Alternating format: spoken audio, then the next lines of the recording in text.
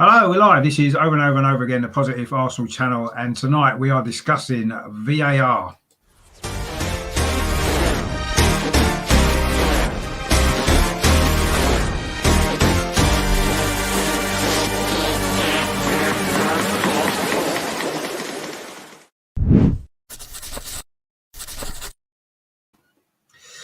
Hi, my name's Richard. Welcome back to my channel, Over and Over Again, the Positive Arsenal channel. Tonight it's something a little bit different. It's not just Arsenal content. I thought I'd do try something a little bit different as well. Obviously, it's a subject that's caused a lot of head scratching to everybody really over the last couple of years in particular.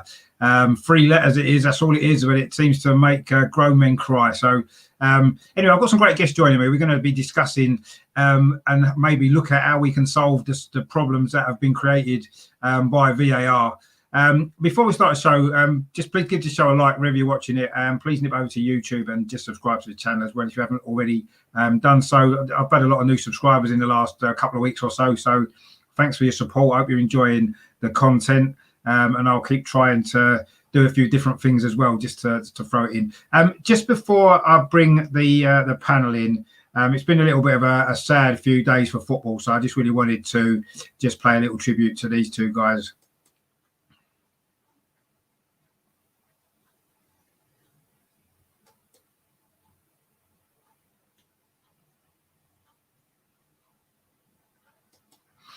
Right, okay. So without any further ado, let's get the panel in. And we're still waiting for one guy. He's running a little bit late, but he'll be here soon. But first of all, of course, he's our regular panelist on the show. It is, of course, Melvin. How are you doing, Melvin? Are you okay? Yeah, good evening, everybody. Yeah, thanks, Richard. Looking forward to this one. Something different, so quite excited about it, actually.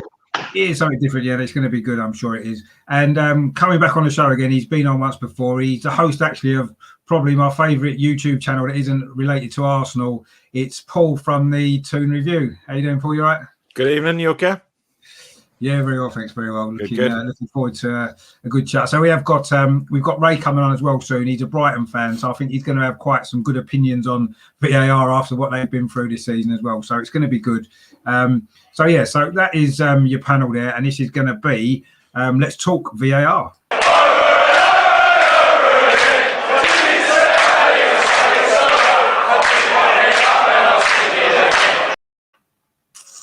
So where do we start, really? I mean, VAR was brought into the rules of football in 2018 originally, but this is, of course, the second season that it's been used in the Premier League. So it's still reasonably new, I suppose. Of course, it all started, didn't it, back in the day, thanks to this guy, really. If you remember his rant on his after-match interview when Southampton had a goal disallowed, and that kind of, I think, convinced everybody that VAR was needed in the Premier League. I don't know whether he maybe regrets that decision since then, but anyway, we'll decide whether or not we think it's been a good thing or not as we go along. I mean, first of all, for me, that the first kind of question I really wanted to put to you guys was what we think the sort of biggest issue is with all of this. Is it the referees being particularly poor? Is it the use of the VAR, or is it maybe the laws of the game, or possibly a little bit of all of it, really? I mean, Melvin, if we start with you, what do you think the biggest kind of issues with it all are at the moment with it? I think it's a bit of everything, not exactly equally divided. I mean, VAR in itself is fine in theory, but the refs, the laws, and the hierarchy make it unworkable. I mean, if you talk about for handball, for example, right? It's become as complex as the COVID rules, isn't it? Really, handball. It used to be, if it was intentional handball, funnily enough, it's handball. If it wasn't, it ain't. Nowadays, if a shirt flaps in the wind and the ball hits that bit of shirt below a certain level, irrespective, it's not changing anything in the direction of the ball, it's given as a penalty. If players are 2 yards away, cannot get out the way, it's given as a penalty. If someone's got their arms up because they want to perhaps keep balance or perhaps jump in the air from a corner and it hits them, then yeah, it's a penalty. I understand when it's in stupid positions, right? I understand that. But for a jumping, you must use a bit of common sense, which I think VAR takes out the window. You've got to make common sense. When someone jumps, they've got to have their arms a certain degree out. If they've got their arms up like that, like a goalkeeper, I can understand why you give a penalty. but also with the balance. They say it's an unnatural position if you like that when someone takes a shot. I think it's unnatural when I see defenders with their arms down by themselves from 2 yards out when someone takes it. That's unnatural. Nobody runs like that, do they? Exactly. So I think the whole thing, just handball by itself, makes the whole thing a mockery.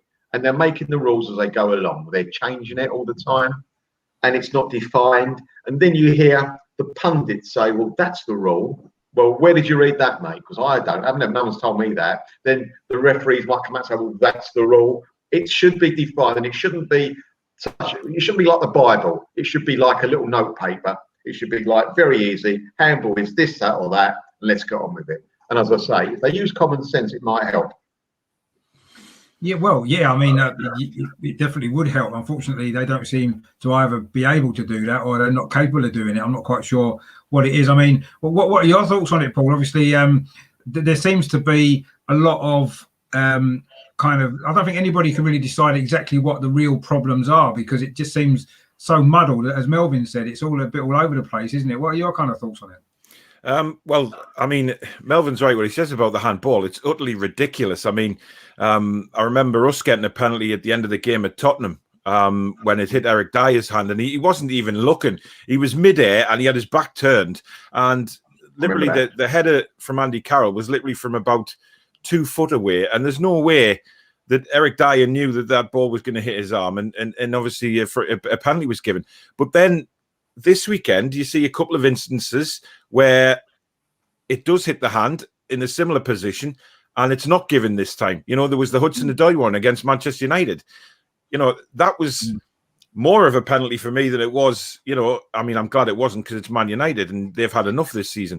But, you know, I mean, it's just, we had one in the Wolves game as well, to be fair, you know, and it's just, nobody seems to know what is going on anymore. No, like Melvin says, nobody seems to know what the rules are now. They change it as they go. I mean, the Brighton incident was just pathetic. I mean, it's causing more controversy than what it was before VAR came along. You know, there's more stuff happening now because of VAR rather than human error. And I just think the referees are scared to make decisions on their own now without getting the help of VAR. The whole human error side of it, I mean, it's just all been taken away by VAR. The referees are now just too frightened to make a decision on their own. And it's spoiling the game for everybody. Yeah, I mean, I think this is the thing, isn't it? For me, this season in particular, I think it's got worse. Last season, you know, it was the first season in the Premier League, and I think that maybe the fans were in the stadium for the first 3/4 of the season as well, and I think maybe they were maybe a little bit more reluctant to use it as much. Whereas this season, it seems to be used all the time for everything. And yeah, whether it's because the referees have been asking for more use of it, or whether it's because there's no fans and they feel they can hold up the game. I mean, it does strike me that the VAR was designed more for a TV audience anyway, rather than fans in the ground. So it probably suits VAR with things as they are at the moment, maybe a little bit more. I don't know, but it's become a mess. The whole situation has become a mess, and I've seen it used in other countries, and it seems to work a lot better than it does in this country. So it gets me thinking, is it because our referees are not very good? Is that why, or is it to do with the way that we're using VAR? I don't know whether that's maybe an issue. Yeah, go on, Melvin. I think a couple of points on that. You're right. I think 2 reasons. First of all, I don't think the refs are that good because a couple of years ago, if a ref made a bad decision, he had the excuse or someone gave the excuse he was unsighted. Football now is much faster, so you can't, the eye wouldn't catch that. Now the referee can see it on the monitor. He hasn't got that excuse, and he still gets it wrong. In fact, it makes it look worse because you look at it, you go, well, he's seeing the same as me. How could he not give it? He's not seeing it from that special angle like they used to say a couple of years ago. So that's number one. And the refs, let's face it, are bad, and we don't use it properly. For example, it was only a couple of months ago that the refs started going over to the monitor. What was all that about? What reason were the refs not going to the monitor? Are they lazy, or are they told from upstairs, don't do it, we'll take the flak for you. We'll take the response because no one knows who we are. They don't see us. We're not on telly, blah, blah, blah. You know, they might know our names, but they'll soon be forgotten about. It's typical. I can imagine this is probably done by very similar people who wear the blazers with the little silver buttons. because they ain't got a clue about football or the fans or the way it should be played. I'm sorry, that's where we are. The thing is, you talk about the referees going to the monitor, and the other was it Mike Dean at Fulham the other week when he sent off Souček for West Ham. Yeah. I mean, he stood in front of that television for about 8 to 10 minutes, and he still got the decision wrong. I mean, common sense would tell you as soon as you saw that incident that Thomas Souček did not mean to collide his elbow with Mitrovic. It was just an accident because he was trying to jostle for position. He was trying to raise his hand over Mitrovic to get round the back of him, and it was blatant for all the fans to see. Everybody knew that, apart from Mike Dean, who stands there for 10 minutes and then still sends him off. I mean, what is the communication between VAR and Mike Dean as that's going on? I mean, for me, they should be mic'd up. Every other sport does it, so why shouldn't we hear what's going on between the referee and VAR? And then we'll get an understanding of what's going on. Completely agree. That was one of the... I mean, this was one of the points I was going to bring up anyway later on about that, because I've seen it in other countries, and it's all clear what's going on. The referee's getting communication from VAR. Everybody knows what the issue is. He goes over to the screen. It's pointed out to him what he should be looking for. He sees it, and then he makes his decision, yes or no, whatever it is.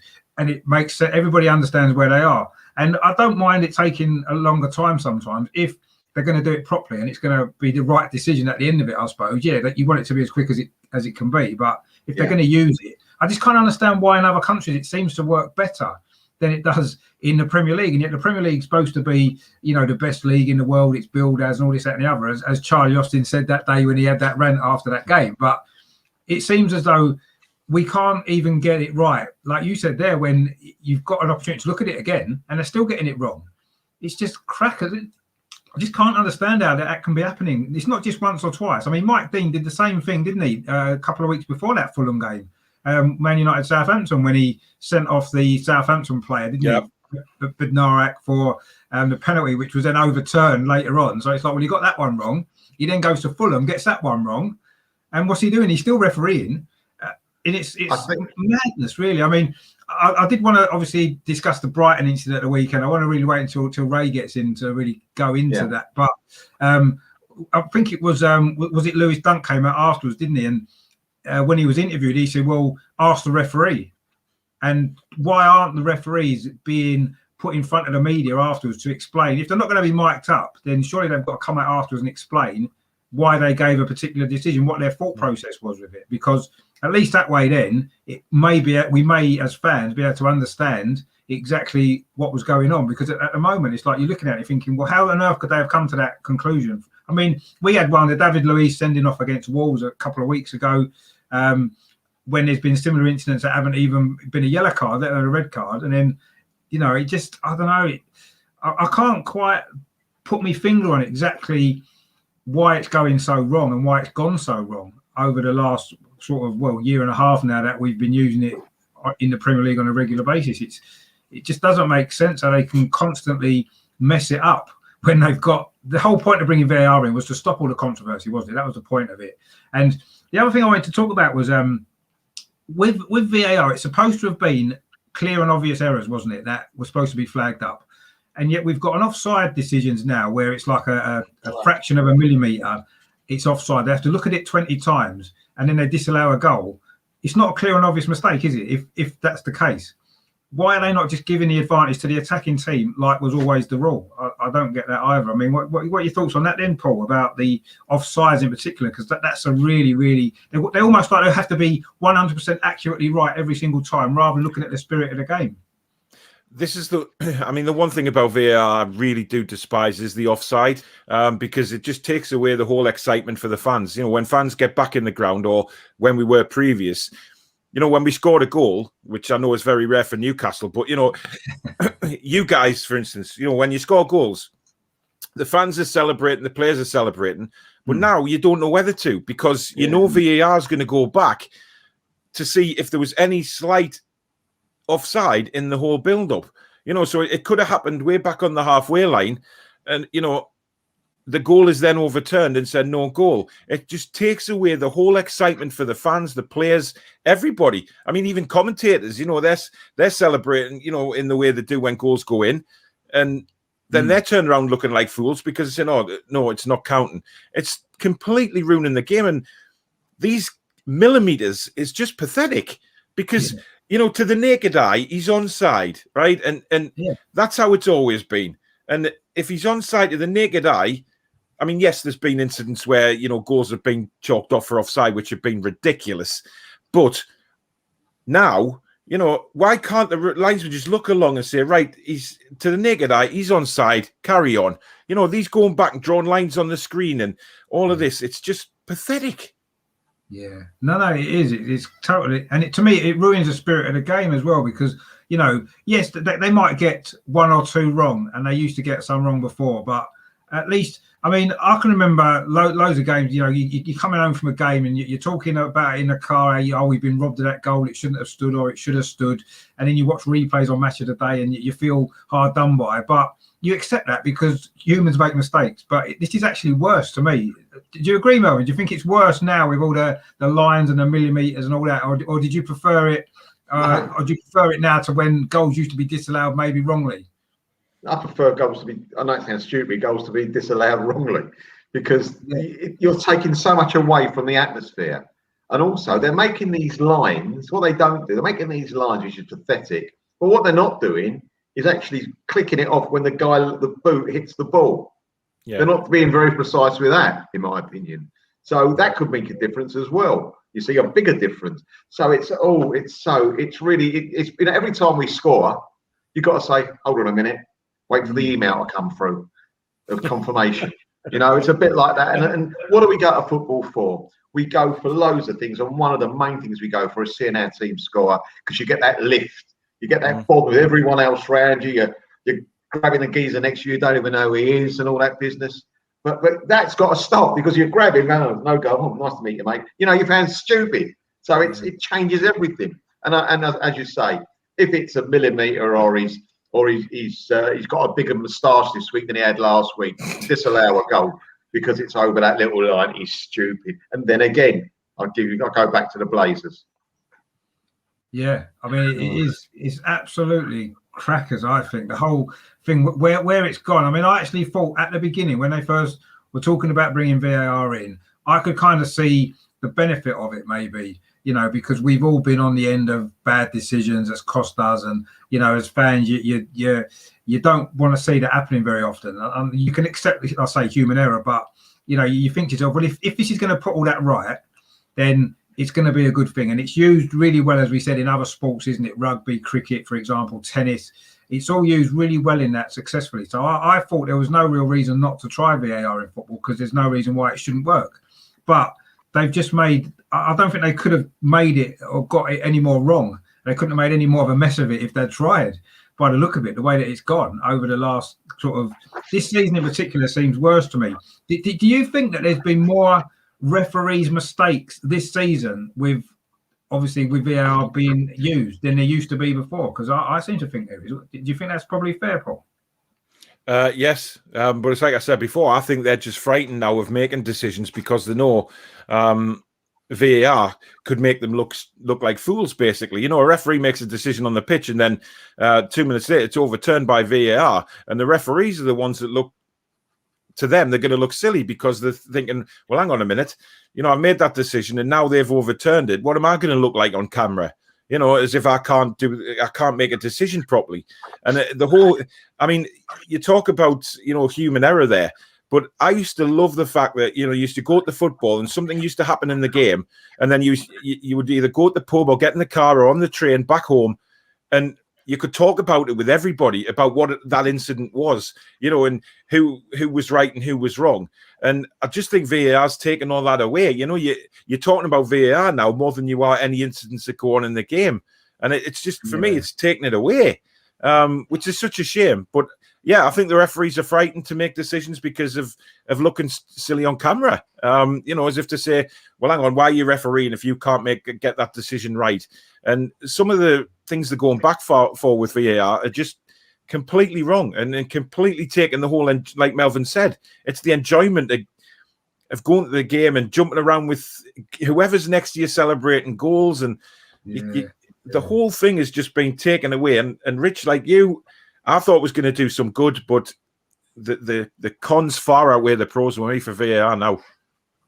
Yeah, and I think this season's actually been worse than last season. And last season, I was prepared to give them the benefit of the doubt because it was the first season that they used it all the way through. And I thought, well, they're going to make mistakes. Maybe it needs to be tweaked a little bit. But whatever tweaking they did over the sort of pre-season and into this season, it's made it worse because this season has been a joke. And it's more about, for me, it's the lack of consistency with the decisions. In one game, decisions reached. In another game, exactly a similar incident is a completely different decisions reached. And if they're looking at it on VAR and the rules of the game or the laws of the game, whatever they're called, are obviously the same for everybody, how can one incident get a different outcome than another one when they've got the VAR to sort that out? So it's actually that's made them decisions worse, because I can't understand why there's no consistency there now. Because is it because referees themselves are operating VAR, the same referees that are normally on the pitch on one week, they're in the VAR box the next week, aren't they? It's the same referees. So is that the biggest problem, do you think, Melvin? That it's actually the referees themselves, first of all, aren't good enough, and secondly, they're not being held accountable for what's going on, the mistakes that they're making regularly now. I think, was it the World Cup? We didn't have any referees. Yeah, the last World Cup. That's the reason for that. And number two, referees are being defended by the hierarchy, and referees will defend themselves. Even the people that used to be referees were on the television, very rarely will give a ref that's made a mistake. Oh yeah, he's made a mistake there. He shouldn't have really given that. They always they move the goalposts, a bit of a pun. They move the goalposts to suit the situation.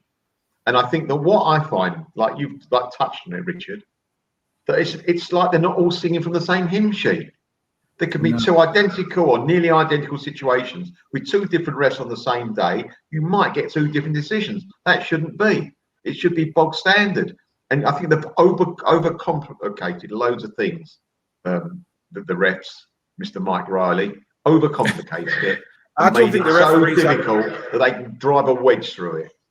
I don't think the referees actually know the rules. I'm convinced that some of the referees don't know the rules. Some have got different interpretations of the rules to others, and that's where it's all going wrong, because that's why there isn't any consistency, because I genuinely believe that some referees see the rules as different to others, and you're never going to get anywhere then, are you?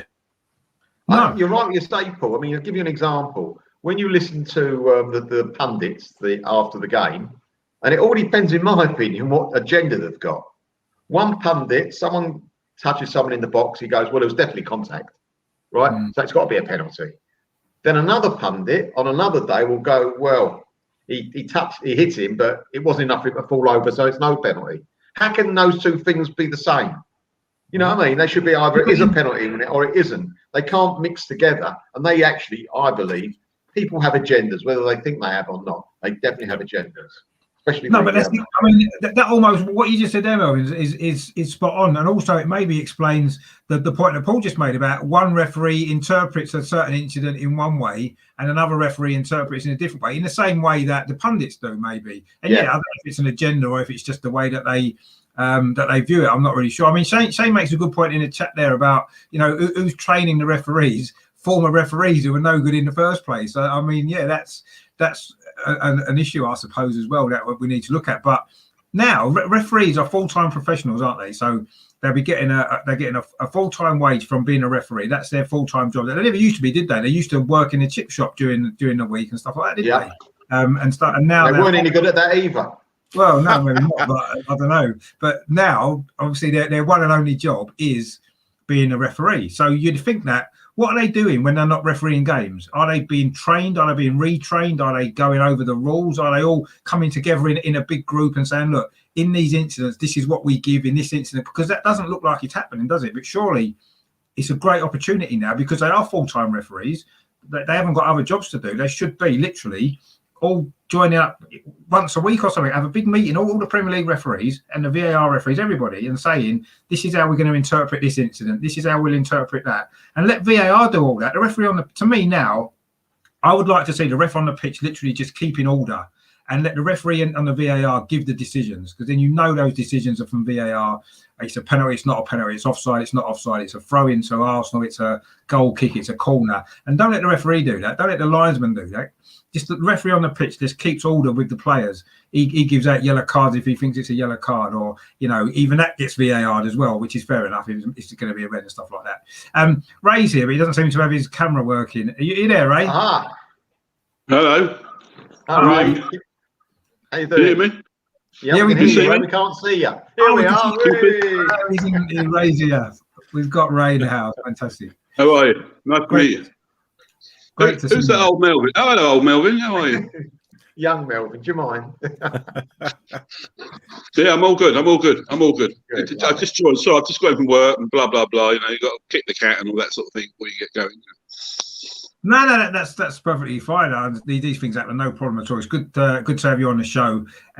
We've been trying to dissect the world of VAR in the last 20 minutes or so, which we haven't kind of got very far yet. I mean, I was really kind of keen to get you on tonight, actually, Ray, because obviously being a Brighton fan, as far as I'm concerned, Brighton have probably suffered as more than anybody else this season with VAR decisions and referee madness. I mean, obviously the one on the weekend, I mean, that was probably, as Paul said before, probably the most bizarre incident I think any of us have ever seen. We've all watched football for a long time, and you know, I mean, what are you making of all this VAR stuff, Ray? Is it something that we were sort of saying that we were excited about it coming in, maybe thinking it was going to improve things, but it's made it worse, hasn't it? Well, I give the I mean, I love my cricket, right? I give the cricket scenario, right? What they do in cricket is a bit different, but it took time for it to come to they iron out the nooks and crannies and so they made it right. And now in cricket, rugby league, rugby union is fantastic. You can't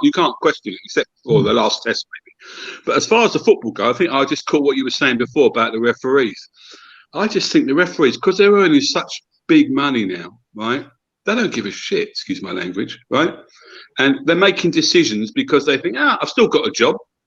Whereas before, we go back. Remember Roger Kirkpatrick and Derek Nippard, and right, all those sort of even Hackett to a degree, right? Keith Hackett.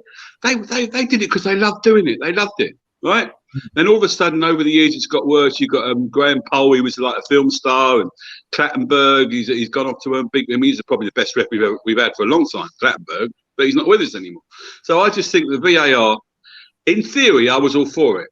Right, we've suffered big time this season. We suffered against Manchester United with the referee blows the whistle, right? And we suffered the other day. But having said that, it didn't affect the result because you got to take your penalties, right? You got to score your penalty. You can't miss 2 penalties in a game, and and you lose the game. You can't blame anything else but yourselves. You know, penalties there. I don't think anybody should miss a penalty. Personally, that's my opinion, right? So, as far as VAR goes, I just think it needs to be tweaked. How? Who knows? You've got these people. I mean, have you seen the studio? And they showed a picture of the studio at Stockley Park. There's like 4 or 5 people stuck in the studio, right? That's not right. That to me, that's not right, right? And I just think the referees are making mistakes. The VAR is there to try and help them, and in some ways it is, and some ways it isn't. It's hindering them. I think it's hindering them in a way. As far as Lee Mason goes, he's got history, right? You can't out one individual, but there we go. There he is. Did you see the one the other day? The picture of him with the whistle, with the what was that program with the kids? Is you go on my first whistle. Why did he blow? He blows a second whistle. Why does he blow a second whistle? Because he's realised he's made a mistake and he gets all panicky. You don't wait for the goalkeeper. Oh, okay, wait a minute. Wait for the goalkeeper. Just, I think the days of bizarre. Go on. I mean, the whole thing was bizarre. It was bizarre. I mean, I know if that happened to Arsenal, I would have been absolutely furious. And I know you're saying that you should have scored your penalties, and fair enough. But that free kick goes in, and the least you get is a draw out of that game, regardless of. And it's on half time, right on half time, isn't it? Yeah, right? Exactly. So change the game. Yeah, exactly. It didn't change the game, and to me, even if he blew the second whistle before the ball, and we just said this before, the ball's going in anyway, so it didn't make any difference. So he's got to give the goal, hasn't he? He can't disallow it.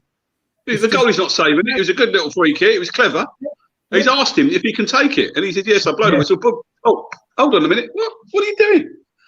You know, and him, and it's not just him. You know, they talk about Mason. The other geezer in the VAR was Simon Hooper. Right now, we've got history with him. We've had history with him. He is absolutely. You know, when you have a referee, you think he gives you nothing, right? Yeah. He gives us nothing, and has done over the years. Gives us nothing, right? And he was the VAR official.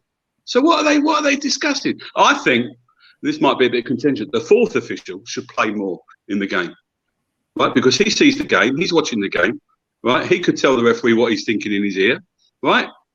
They're watching the screen. He's there watching the game. It's a big debate.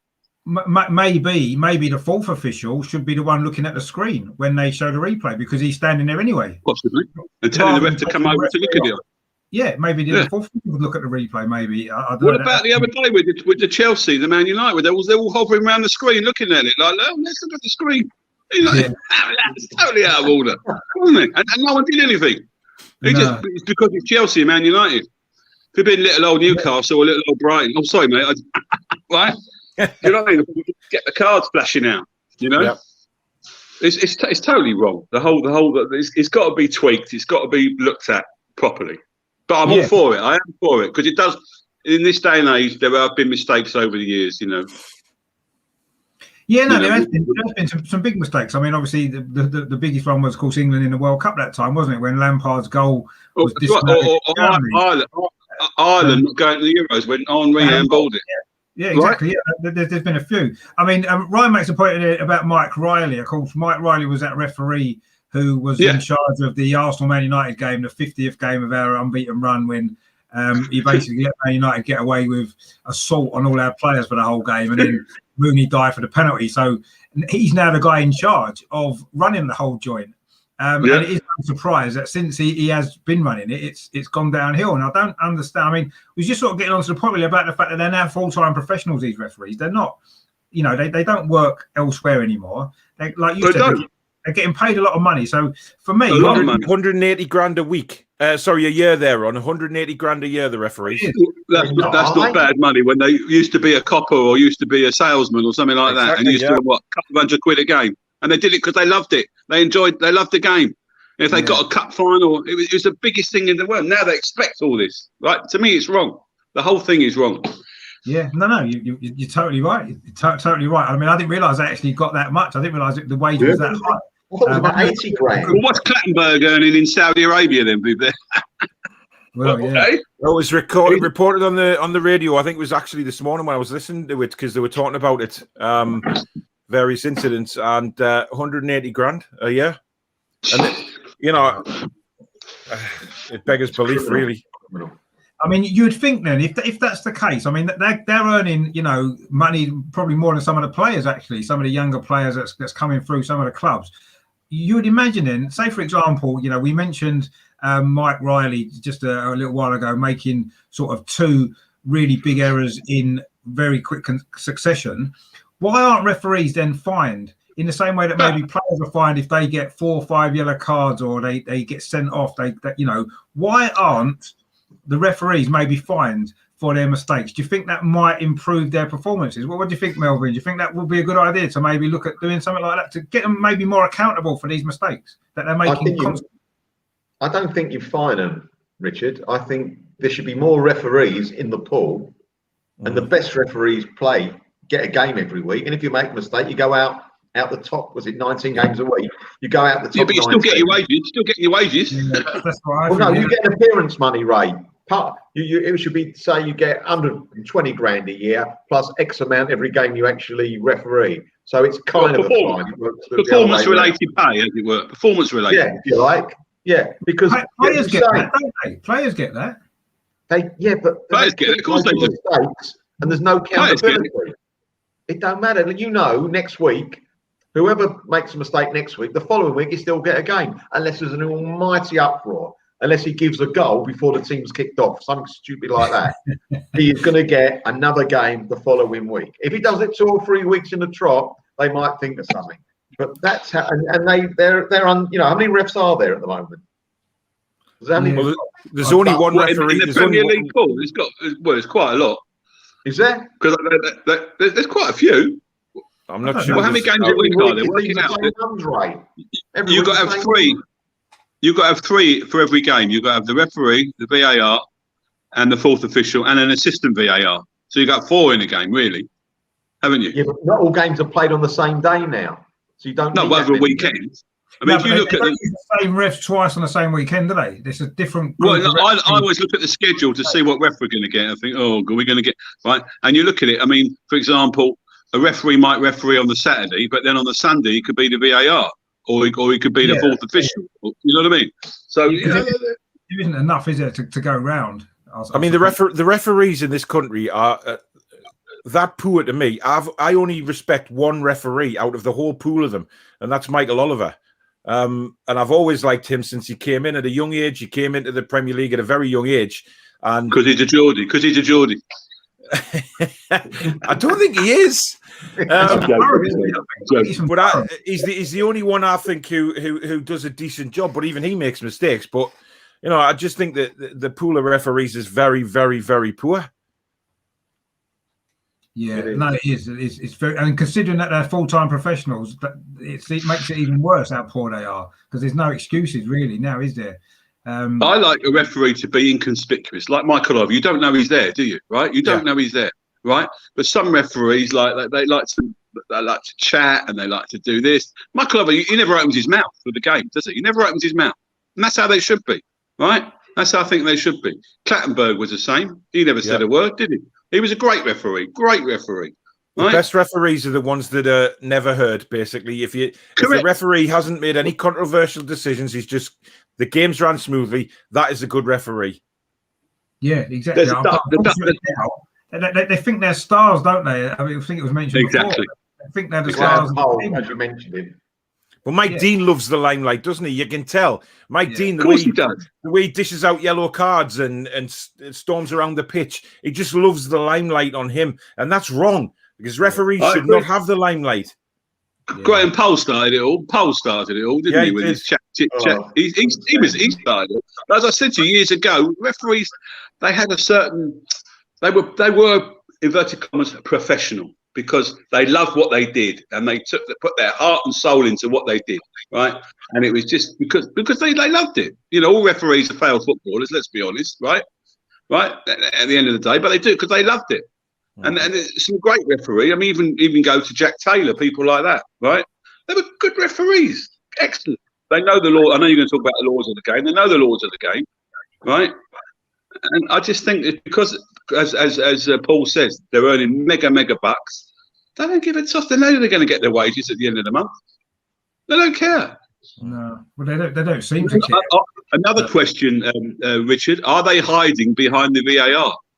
So are they making are the decisions they're making not as good as they used to be because they know they're going to be backed up by VAR? Is that a question to be asked or not? Well, I mean, do you understand what I'm getting at? Yeah, no. I mean, we were kind of sort of touching on that before, wasn't we, Paul? You sort of mentioned that yourself, didn't you? That you feel as though that's probably an issue with it a little bit. That VAR is, they know they've got VAR there, and maybe they feel as though they can give any decision they like, and it's going to get checked. And 9 times out of 10, it doesn't get overruled. They're not overruled because it's just their mate watching it on the screen, isn't it? He's not going to say to them, "Oh, you've got that wrong, mate." You know what I mean? He's going to say, "Well, yeah, it might be wrong, but you can't really change it now. It's too late." And the thing is, sorry, Richard, I just think that you know, this may sound controversial, it may not, but I genuinely do believe that some teams in our Premier League get the VAR decisions to their advantage, and I don't know why that is, but I just feel like there's 2 or 3 teams in the Premier League who get all the VAR decisions, even when they should be against them, they go for them. And I don't know why that is. I don't know whether it's a kind of bias towards the rich teams in the Premier League, but I know that, you know, you guys at Arsenal felt that there was agenda against you guys earlier in the season because of some crazy VAR decisions. Brighton have just had absolute crap from VAR. We've been on the end of good decisions and bad decisions throughout the season. But I genuinely believe that there's a couple of teams who, when it goes to VAR, you know what the decision's going to be. I think also teams you're meaning as well. when it goes to VAR, I think that sometimes they take so long to try and change the decision or make the decision right. They're looking for clues. In other words, if a low team scores a goal against the top team, and there is a little bit of agenda, if you like, I'm not saying there could be, they seem to take ages looking for something why that goal can't be allowed. Yeah, it's like they want it's a perfectly good goal, and they spot something like someone's stud was bent or something stupid. It can't be given. They take so long over that, and that shouldn't happen. As you say, it should be an obvious mistake, and if it ain't an obvious mistake, it's got to stay as it was a decision. Yeah, I'm going to be a bit clear and obvious was what it was brought in for, and it's not how it's being used, is it? It's being used for everything. Which that wasn't what it was intended for in the first place, was it? When it was first brought in, it wasn't intended to be used the way it's being used. And I don't know why someone hasn't stepped in and said, look, this is not what it's for. It's not for millimeters and drawing lines for offside. It's for clear and obvious mistakes. Is it a clear and obvious mistake? No. Well, then crack on with what you gave. Don't change it. How can somebody's toenail be a clear and obvious mistake? Yeah. It's literally down to that, though. You know what I mean? Chuck your toenails, lads, before you go on the pitch because you may be given offside. It's ridiculous. It's not a clear and obvious error. It's how it's always been. If the linesman's looking across and he gives it onside, if it's clear, then fair enough. That is an error. Exactly. Yeah, but when it's a millimeter or 2 millimeters, that's not an error. It can't be given offside. It's just madness. Example, the other night, the Chelsea-Man United game, when Solskjaer was virtually crying after the game, wasn't he? Like, I was going to get handkerchief out for him, right? Now, personally, I think the referee, the right decision was made in that one. I don't know what he was going on about. The ball hit Greenwood's hand, right? That's what I think. But because it's Man United, everybody thinks, right, and he makes a whole kerfuffle about it, right? When we played Man United, right, the referee blows a whistle for right. Do you remember that? You talked about that game before, right? Yeah. Isn't it like, if it had been the other way round, what would have happened then? Eh? And what gets me as well, and I think Paul will back me up on this, is the big teams, they seem to bully a referee. They think, like Rooney was a classic. Rooney used to go to the referee and say, F this, F that, F that. And never used to get done in it, right? Lewis Dunk or one of the brothers, the Newcastle brothers, right? Will go get a yellow card straight away, right? The big teams seem to, like you said just before, they seem to get away with a lot more than the smaller teams, right? And that's not sour grapes on my part, because I know we're never going to be like champions of the world or champions of Europe, right? But I think it's got to be a level, fair playing field for everybody. I know. And at the moment, you're not getting it. I mean, we're talking about big clubs and decisions. I mean, Russ there says that Arsenal seem to get punished more than other clubs. We do seem to get punished a lot, but I'm not sure if it's more than certain other clubs. No. But yeah, I suppose we're probably in the mid-table somewhere when it comes to that. Perhaps.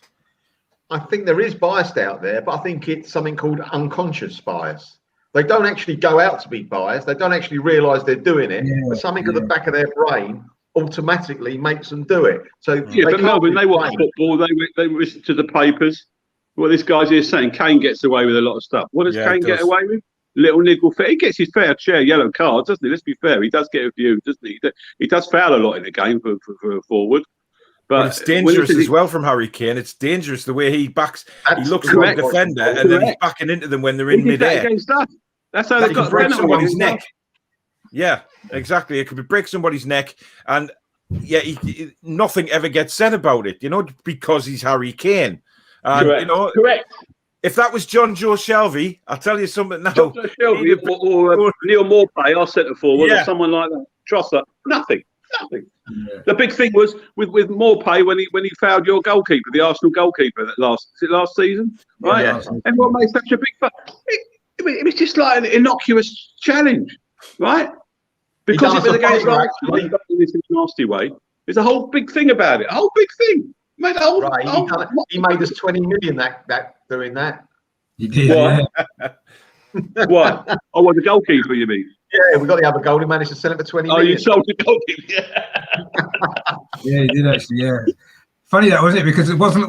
Didn't Guendouzi and Mope had that sort of discussion about who's earning more money? And Mope ended up Where's Guendouzi now? Where is he now? He's been kicked out somewhere else. Well, he's on loan. Yeah, he's on loan at Hertha Berlin, but I'm sure he'll be back at some stage. But maybe just before we play Brighton again. I'm sure he wants to. Well, last game of the season, Richard. Last game of the season, you know. It is, yeah, last game. Yeah, that'll be exciting, won't it? So our last game of the season. Get him back for that. That'll be good. That's his Newcastle Fulham. Oh God. Yeah, I'm not even thinking about that right now, to be honest. Dear God. We've got you in a couple of weeks, and I'm very nervous. Saturday night, at least it's a Saturday night, and get a nice Ruby in, a few beers, and watch the game. Yeah, I'm dreading it. Well, are you missing going to football? I miss it. Are you missing going to football?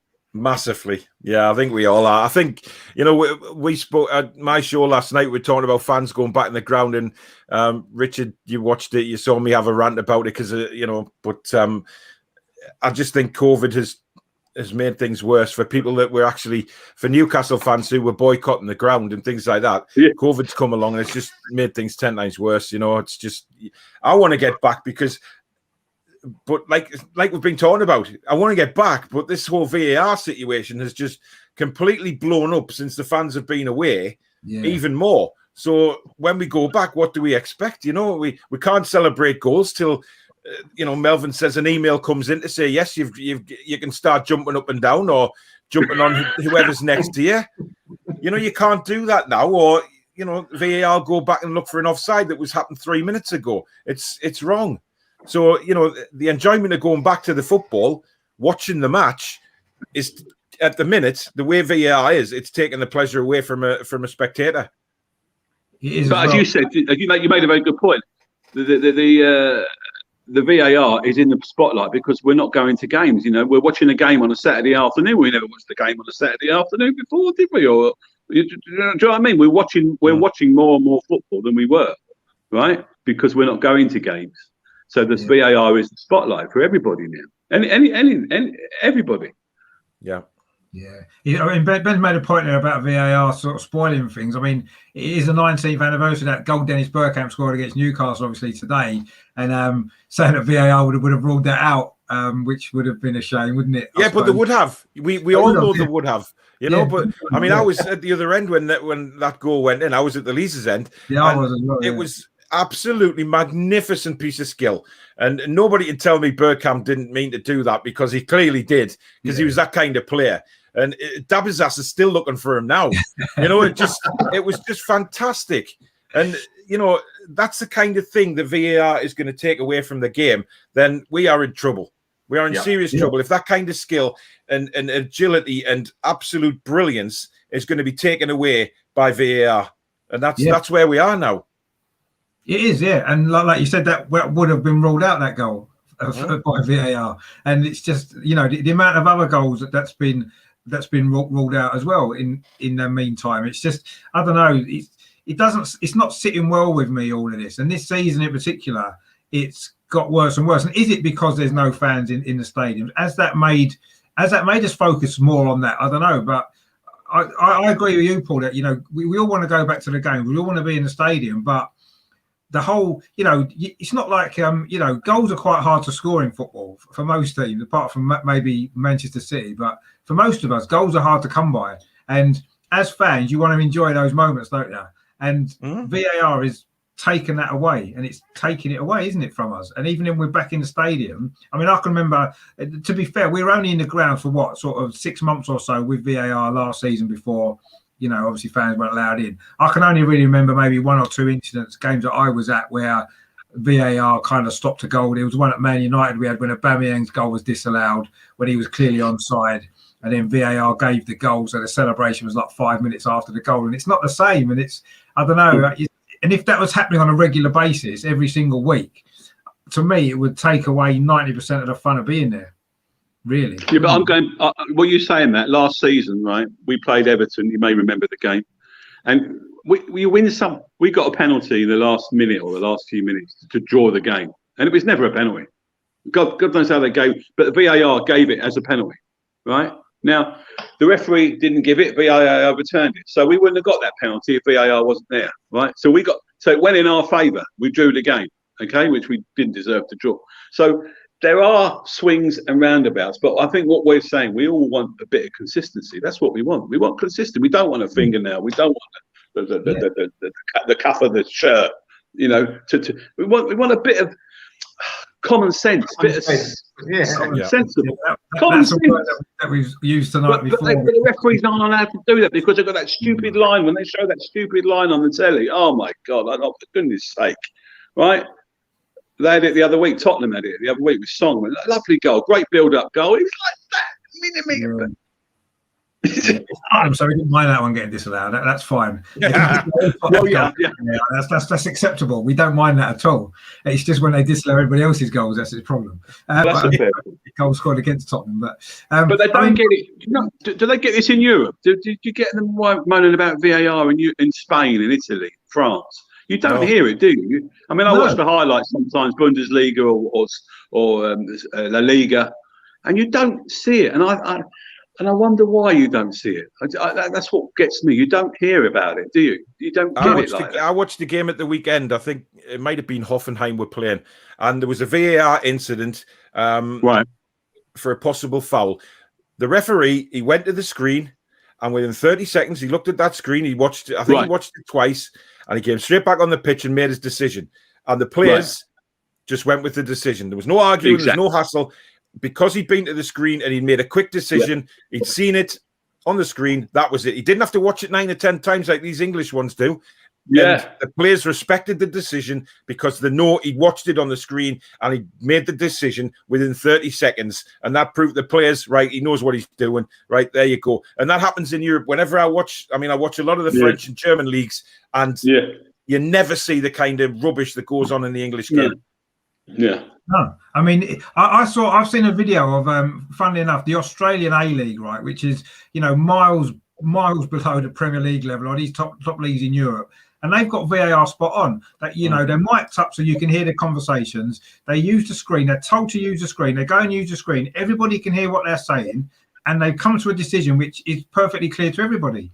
And I don't know why are we afraid to do that in this country? Why are our referees afraid to be mic'd up or afraid to use the technology in the right way? I can't understand. It doesn't make any sense to me because I've seen, Paul said there it's used in other countries really, really well. But they shouldn't get the decision to be mic'd up or not. The money they earn, it shouldn't be up to them. They shouldn't have a choice. They should be saying, right, you guys have been mic'd up. We have to do it. This is how we're going to do it. You're mic'd up. You're in. We can hear the communication between VAR referee and the on-pitch referee. The fans are allowed to hear it.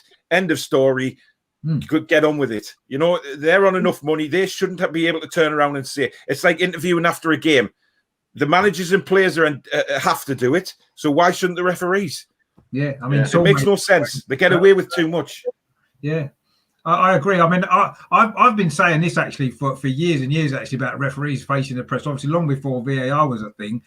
Just when the referees made a controversial decision, then the players speak about it, the managers speak about it. Why hasn't the referee at least come out and explain it? That's all you want them to do. Explain. I don't think the managers are even allowed to go in the changing room anymore and speak to the referee after the game, are they? Are they used to? No. They used to have both managers used to go and speak to the ref, how the game went, shake hands, go and have their tea and sandwiches, and that was it. I don't think that happens anymore. The referees are treated like film stars. That's what annoys me. They're treated like film stars. They get the chauffeur to the ground. I remember going to games years ago, and the referee turns up his little old car, right? Goes into the yeah, exactly. They're treated like superstars. That's what gets me. They think they're prima donnas because of what Paul says. The money they're earning, it's a joke. And I don't think I guarantee they don't earn as much as they do here as they do in Europe. Well, that's partly due to TV money, I suppose. But yeah, that's what I think. There's a Dutch referee. I don't know what his name is, and I look at him and the commentators say that this is Bjorn, someone his name is, and his job is I think he said he's a tailor or something like that. Or he works in the men's clothing, right? So they're not all full-time referees. They do it because they love it and they're good at it. Yeah, yeah. The- I don't know how the many. re- I don't know how many countries in the world have got full-time referees. Actually, like full-time professionals. I'm not sure. Did you know, Paul? How many? Is it just? I think they're full time in Germany, and possibly France, but definitely Germany. But like Ray said, the Dutch league they aren't. But you can tell the difference between the referees that love the game for what they do. You know, if you watch a Dutch football match or anything like that, there seems to be a lot more respect for the referees anyway, wherever Correct. you look around. And certainly in the Dutch league and certainly the German league, there is a lot more respect for the referees, and I think it all comes down to that as well. Because the referees are treated as referees, not as superstars like they're treated here. Yeah, that's what I think. Ross says the English referees are He afraid. made a good point. Yeah, Here. Well said, Russ. I agree with that. They probably are. That's why they won't go and look at the screen. They only just started looking at the screen this season. Well, yeah, They didn't do it last season. They wouldn't do it. They used to say, "Go and look at the screen. Go and look at the screen." No, won't do it. Now they do it. If they were being mic'd up, we could hear if the VAR ref is saying to them, "Go and check it," or whether the VAR ref is saying to them, "Don't check it." We've decided, because obviously the one on affected us to a certain degree on Sunday, the game against Leicester. The first penalty that was originally given, the referee on the pitch gave the penalty. Then obviously VAR looks at the replays. The VAR must have told the referee on the pitch, because he didn't go and look at the screen. The VAR must have said to him, "It's not a penalty, give a free kick." But surely the referee needs to have a look at that himself before he gives that decision. Surely he should go and look at the screen. He did for the second one with a handball. He went to look at the screen and gave it. Why didn't he look at the screen for the first one? It was the right decision. Don't get me wrong. It wasn't a penalty. It was outside the box, and that was the right decision. But the referee's got to go over there and look at the screen. What was he being told by the VAR guy? That's why they need to be mic'd up, so that we know what that conversation was about. Because obviously the VAR ref has said to him, "Oh, it's outside the box. It's not a penalty." But why doesn't he go and check it when the screen's there? But that takes all the controversy out of it, doesn't it? Where if they're mic'd up, we know what's being discussed, and then we know why a goal has been disallowed without us having to second guess, the pundits having to second guess. If it's all just played out on the mic, and we know what conversation's gone on, and we understand then why the goal has been disallowed. And you know, you might still disagree with it, but at least you know what the discussion has been between VAR and the on-pitch referee. And it takes all it's crazy. Other countries where they do it better, we don't go down that road, because I think we probably think the hierarchy think we know best. We can't be told by anybody. Yeah. You know, it's we're better than you lot. You know, just go away. We do our own thing. We're so arrogant and the fans pay the price. And also, we haven't got the best referees. How many referees were in the last tournament? We didn't have one referee in the last. That's right. Exactly. Right. Yeah. We never had one referee there, did we? No. Not one. We had a couple of linos, yeah. Right. We've got some good linesmen. Oh, assistant referees, sorry, but we haven't got a referee. Kalina, if he did his straw poll, he probably wouldn't put any of them. Maybe Oliver, like Paul says, he wouldn't put any. And Clattenburg, if he's still reffing well. Right, we haven't got. They're not good enough. They don't need to be. They not have to be good enough, because they know this. Like you said, Melvin, they're still getting their wages, right? And that is wrong. That is wrong. They've got to be fit. They've got to do their fitness thing. Yes, of course they have. Yes, fair enough. Right. You look at someone like Andre Mariner and Martin Atkins. They're what are they? Late 40s, right? They're fit men. Fit men. They don't have to improve as a referee because they know they're still going to do it next week. Yeah, but do the referees go around every week to every club?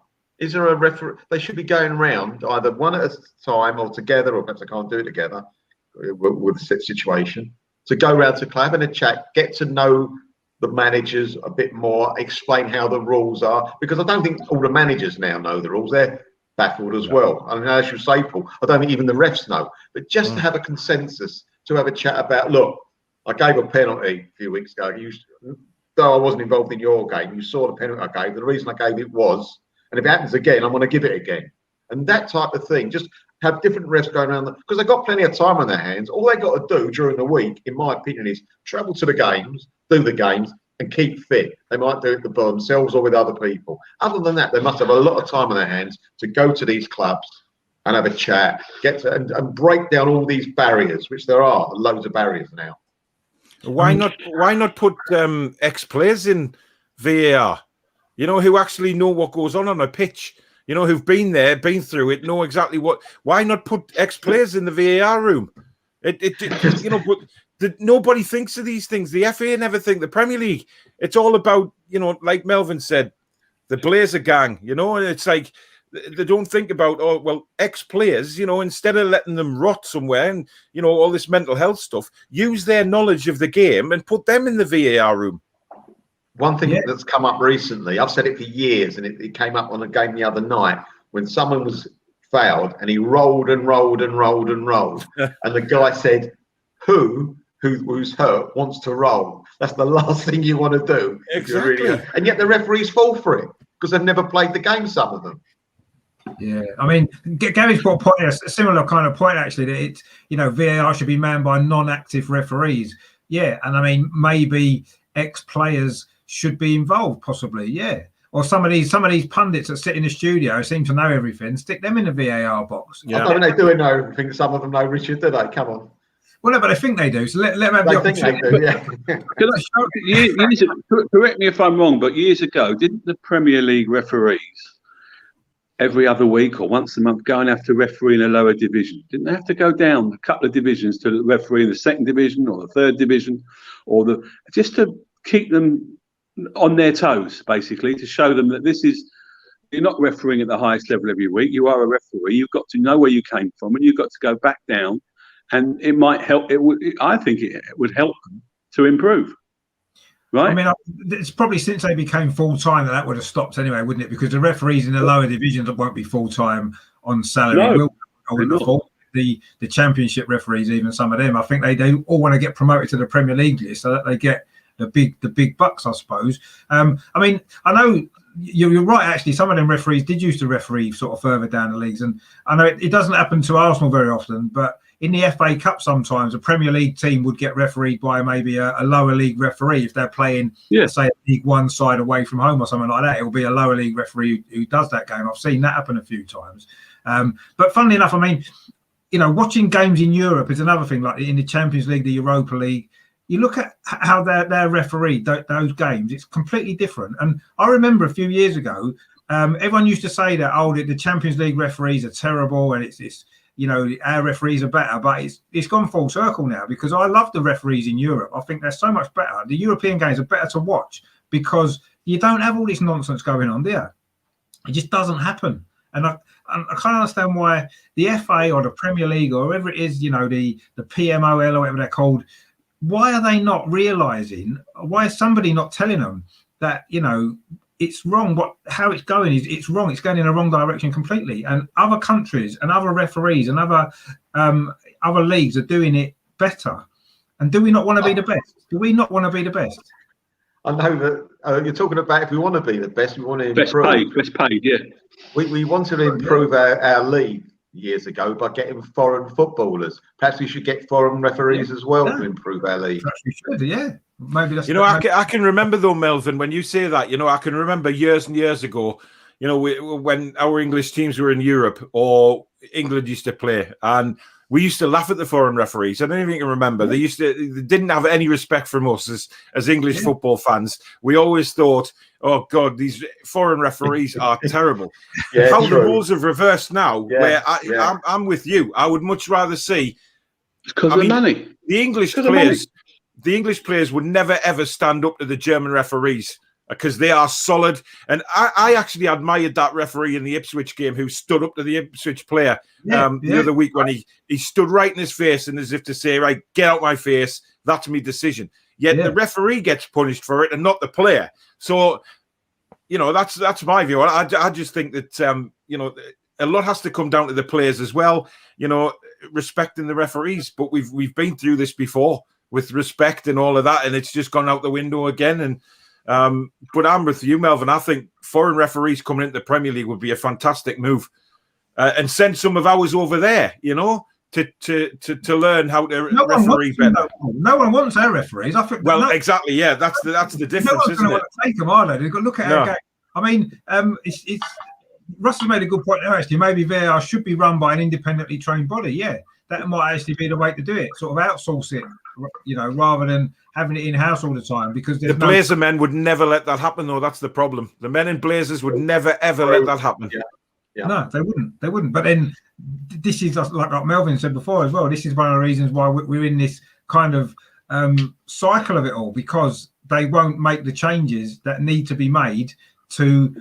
I mean, it seems quite simple when you watch other countries. You know, like you said, these other referees in Europe and whatever, they're handling this whole situation better. Is it because they're better trained? Is it because some of them aren't full time on the payroll, as we've said, or I don't know what the reason is, but we should be learning from them. Surely, you know, let's not be arrogant enough to believe that we can't learn off other people, because clearly we're getting it wrong. We're getting it wrong week after week after week, and it's almost making our league. I mean, I don't know what, say, fans in Germany or fans in France or fans in Spain, when they watch the Premier League and they see all this nonsense going on, what do they think of it? This is what I'd like to know. What do they make of our referees and the constant nonsense that goes on virtually every single week? There's something gone on in one game or another, or sometimes more than one game. You know, this is why I don't think we're the best league in the world. I think that's that's a false statement now. You know, the German league's better than ours. The Spanish league is better to watch because there's none of this rubbish goes on week to week. And I'll go back to what I said before. It all goes, and we're not mentioning the last few. It all comes down to the money. There is so much money in the Premier League because of the TV money, right? That's what it's. Money is taken over, right? And when you talk about transfer fees for players and all that sort of thing, they can afford to pay the referees what we know they get paid, because the money's there to pay them, right? And they're getting their way. That's the big, for me, the biggest thing, right? In Spain and in Holland and in Germany, the clubs don't get half as much as what the clubs get here, right? From the TV. That's what it's all boils down to, right? Melvin said about getting refs coming over. Yeah, that'd be great. I think it'd be a great idea. But our referees are not good enough because they don't have to be good enough, because they're still getting their money. That's what annoys me. About a horrible thought. Can you imagine how much money Riley's on? Cool. I mean, that's a horrible thought, isn't it? A guy like that to get a great deal of money. He ain't getting less than the referees, is he? To be fair though, Melvin, he still hasn't got for all the money he got paid off Man United that day against us. I know. Yes, we got over that. Yeah, he's done Still bitter about that to this day, eh? Yep. No, it's my dying day. Yeah, I kind of gathered that. It's only 16 years ago. Yeah. I mean, Shane's made a good point there. Actually, they should all work together in the same group of five, and then the worst ones get relegated off the league. I mean, that could be a way to do it, and might make them back their ideas up, maybe. But then who's going to judge them on that? That's the thing. Exactly. Who's going to do it? Mike Riley. Do they get assessed more like they used to? Do they get assessed to referees like they used to? No.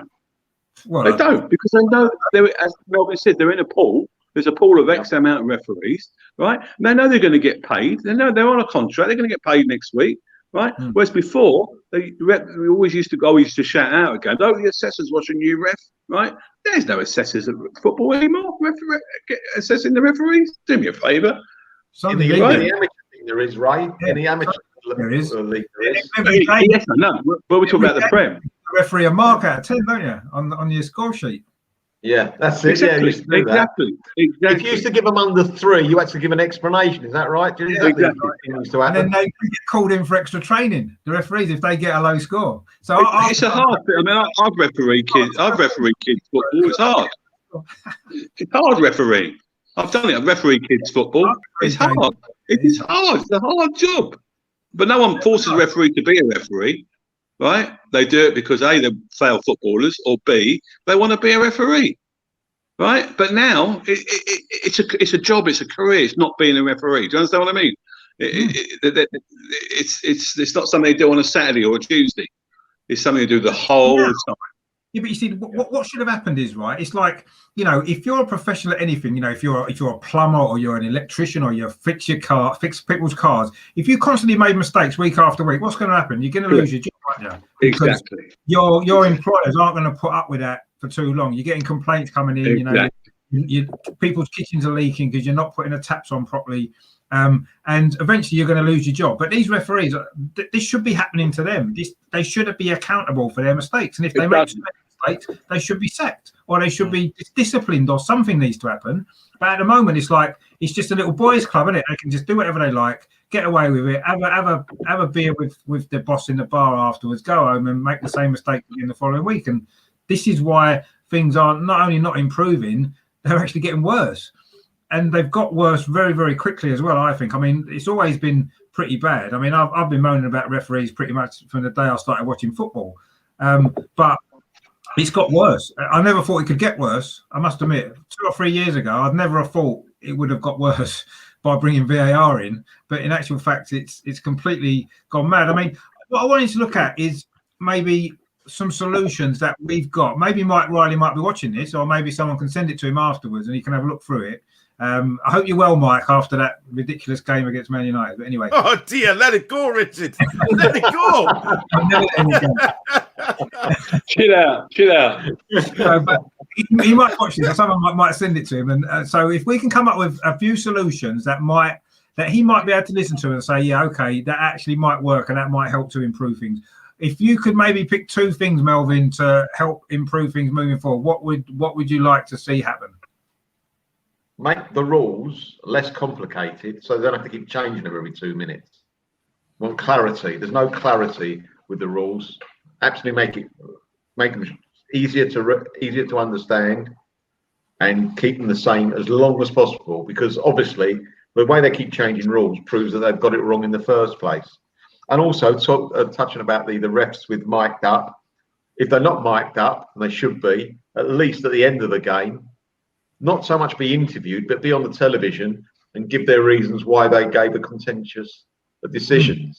Because an interview, it could get a bit nasty and it get a bit personal, even if it's not meant to be. It's like having a manager. It's very difficult to interview a manager after a game when he's in a bad mood or something's gone wrong.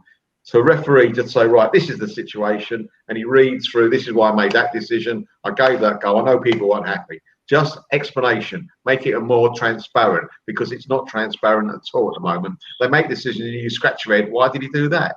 And then got the pundits telling you why, and they're guessing. They don't know. So those are a couple of points I'd like to see that might. No, that's sensible point. What is anything else that you want to add to any other ideas that you've got maybe to help improve the situation moving forward? What would you like to say? I have 2 things. Paul, I'm sorry. I agree with Melvin. I think getting mic'd up is one of the big things, because I genuinely believe if we know what's going on or what's being said between Stockley Park and the on-pitch referee, it'll make things a lot easier to understand. Again, like I said, we might disagree with it still, but at least we'll know and we'll have reasons. I also think that the whole infrastructure of Stockley Park, the VAR needs looking at, as in putting ex-players in there or something like that, bringing foreign referees in, because they can show how VAR can work properly and how it can be respected.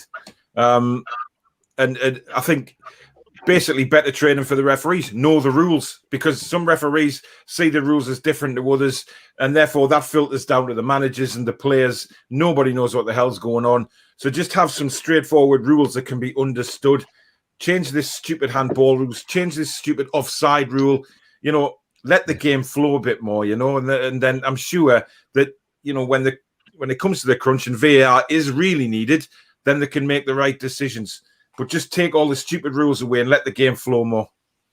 Yeah, no, I think that would really help. Go on then, Ray. What's your kind of thoughts, and what would you like to see? I'll give you just a couple of points. Firstly, we touched on it earlier. I think the referee, like they do in Europe, should not hesitate and go over to see the screen straight away. Right? Okay? Straight away.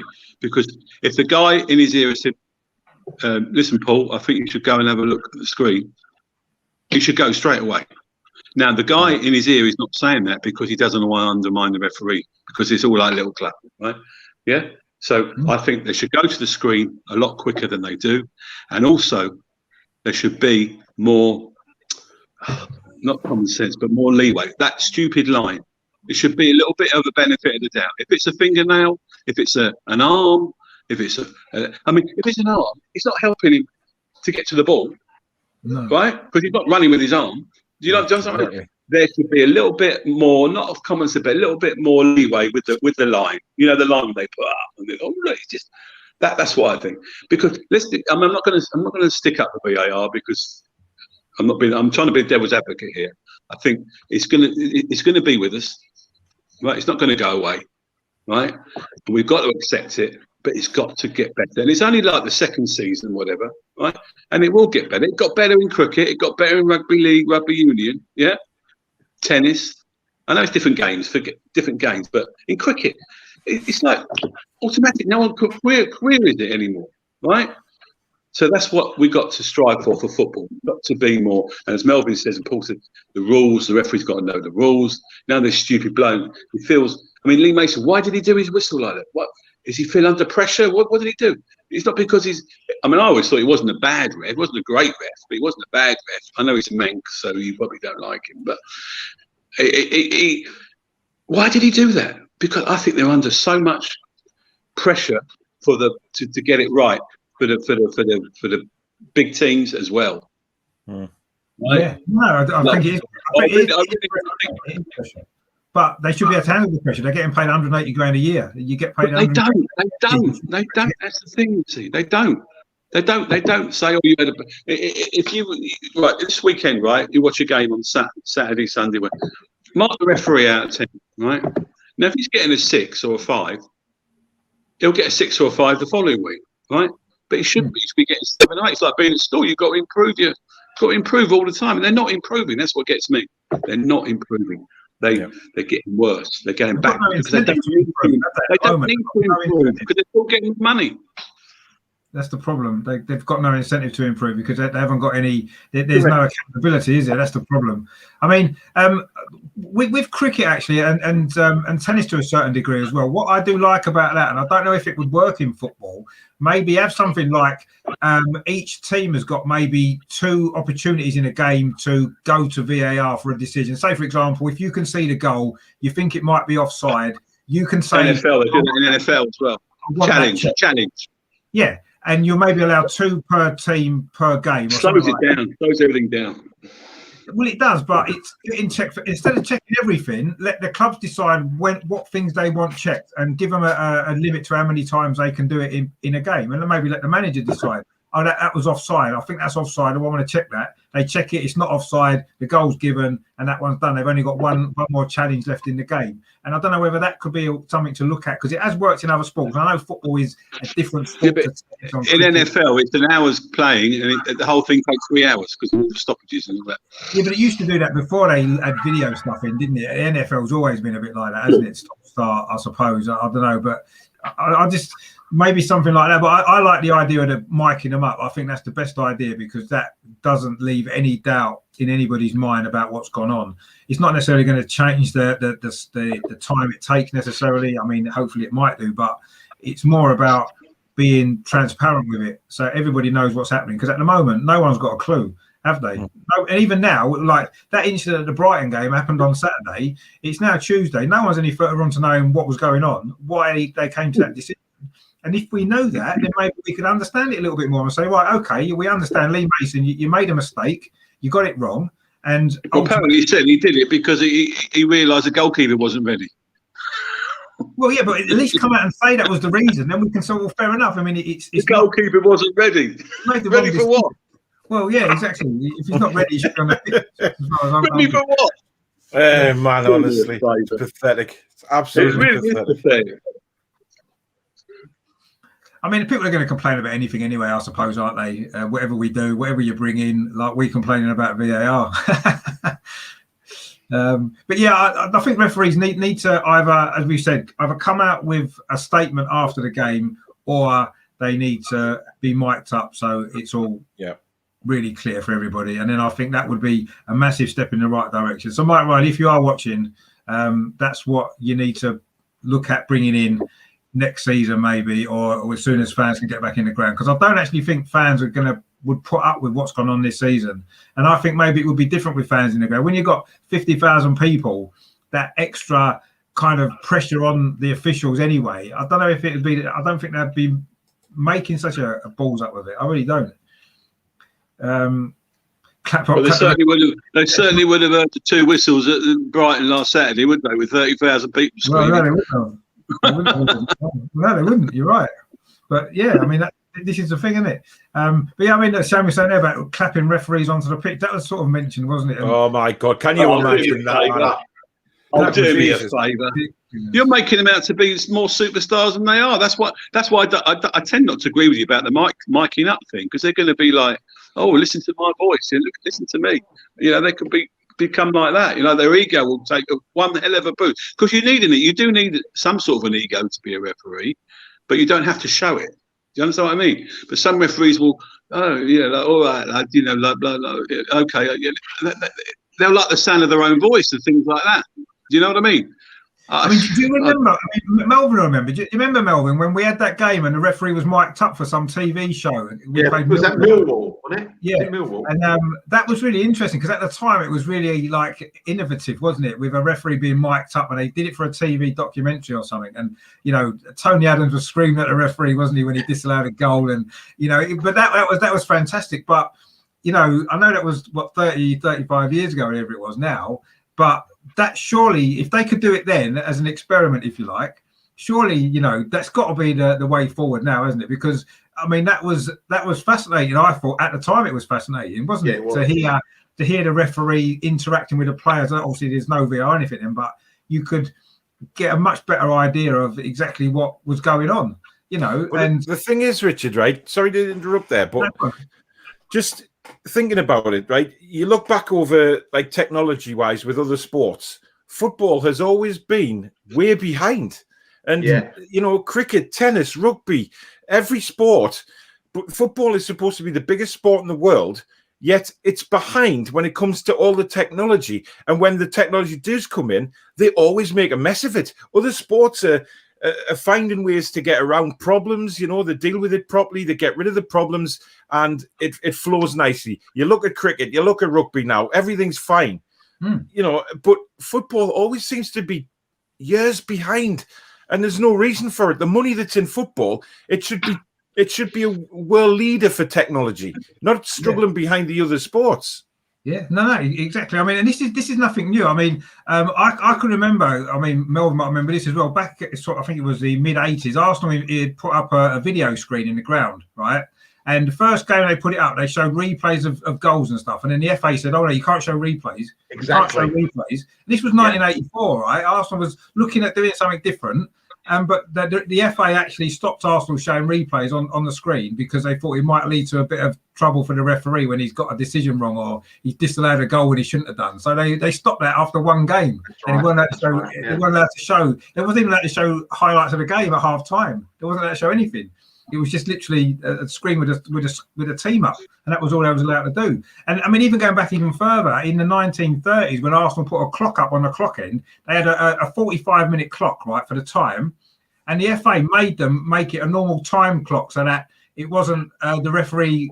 It wasn't undermining the referee by having the 45-minute clock on the side, and the FA got rid of that as well. So it's something that's just happened now with the FA. It's constantly happened throughout the history of football, because they don't seem to understand football at all, do they? The people that's making the decisions, and it's always been before we had VAR, we all lived with human error in football, didn't we? Right, and we all lived with human error. I mean, would England have won the World Cup in '66, like if VAR was here, right? Yeah, all things like that. You could go on. You know what I mean? We've all football has always been ahead. Thinks it's the greatest sport in the world, right? The most watched sport in the world, and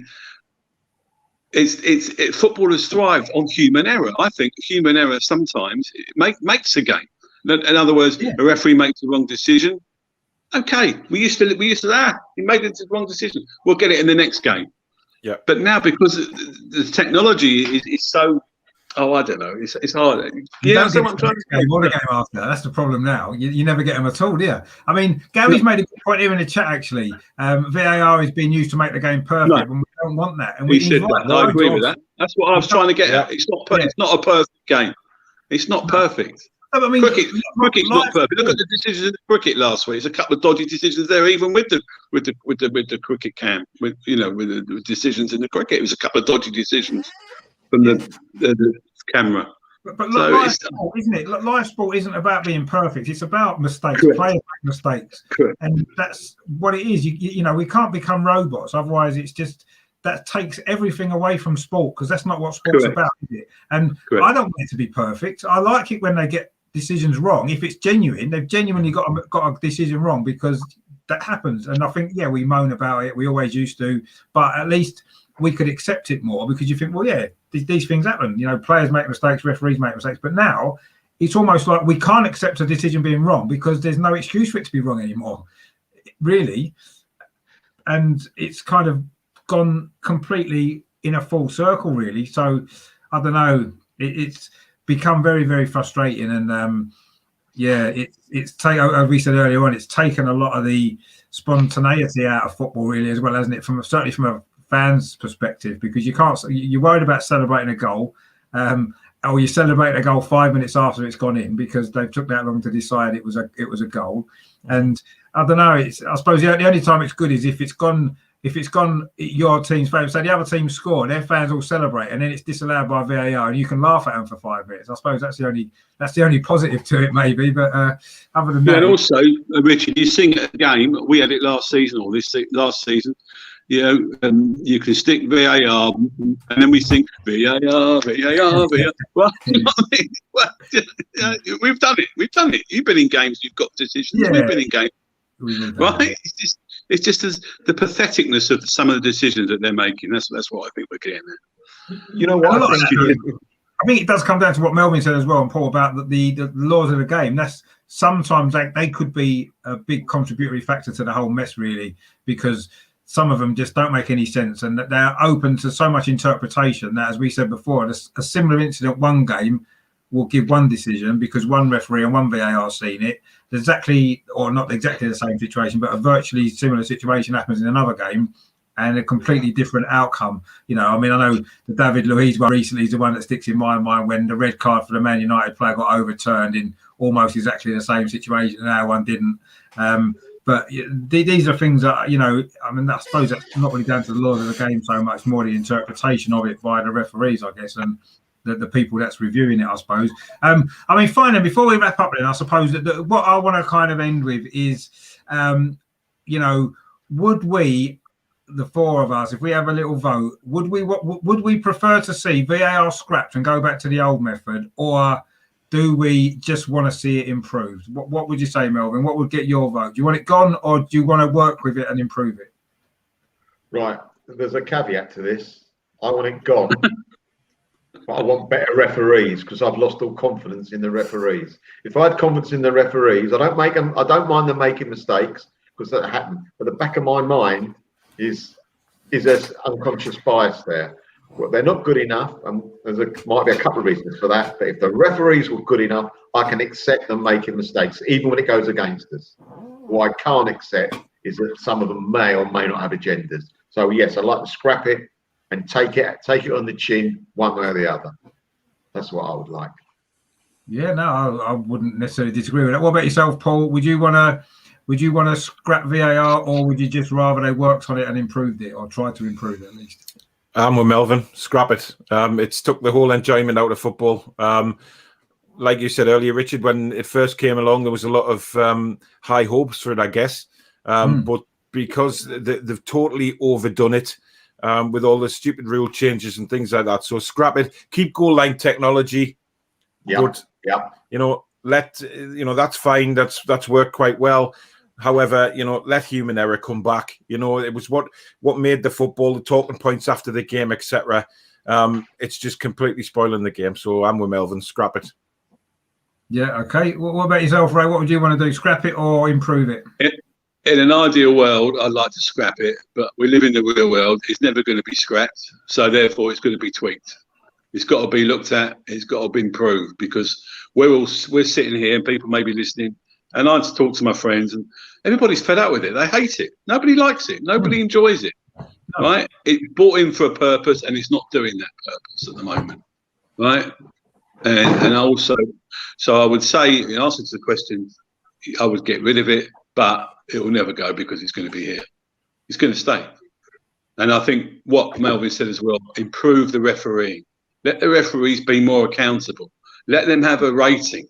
Let the Mike Riley or whoever is in charge and say, look, Melvin, you had a bad game this week. You're either going to be set out this week, you're going to have a pay cut, blah blah blah. You're on a second warning, third.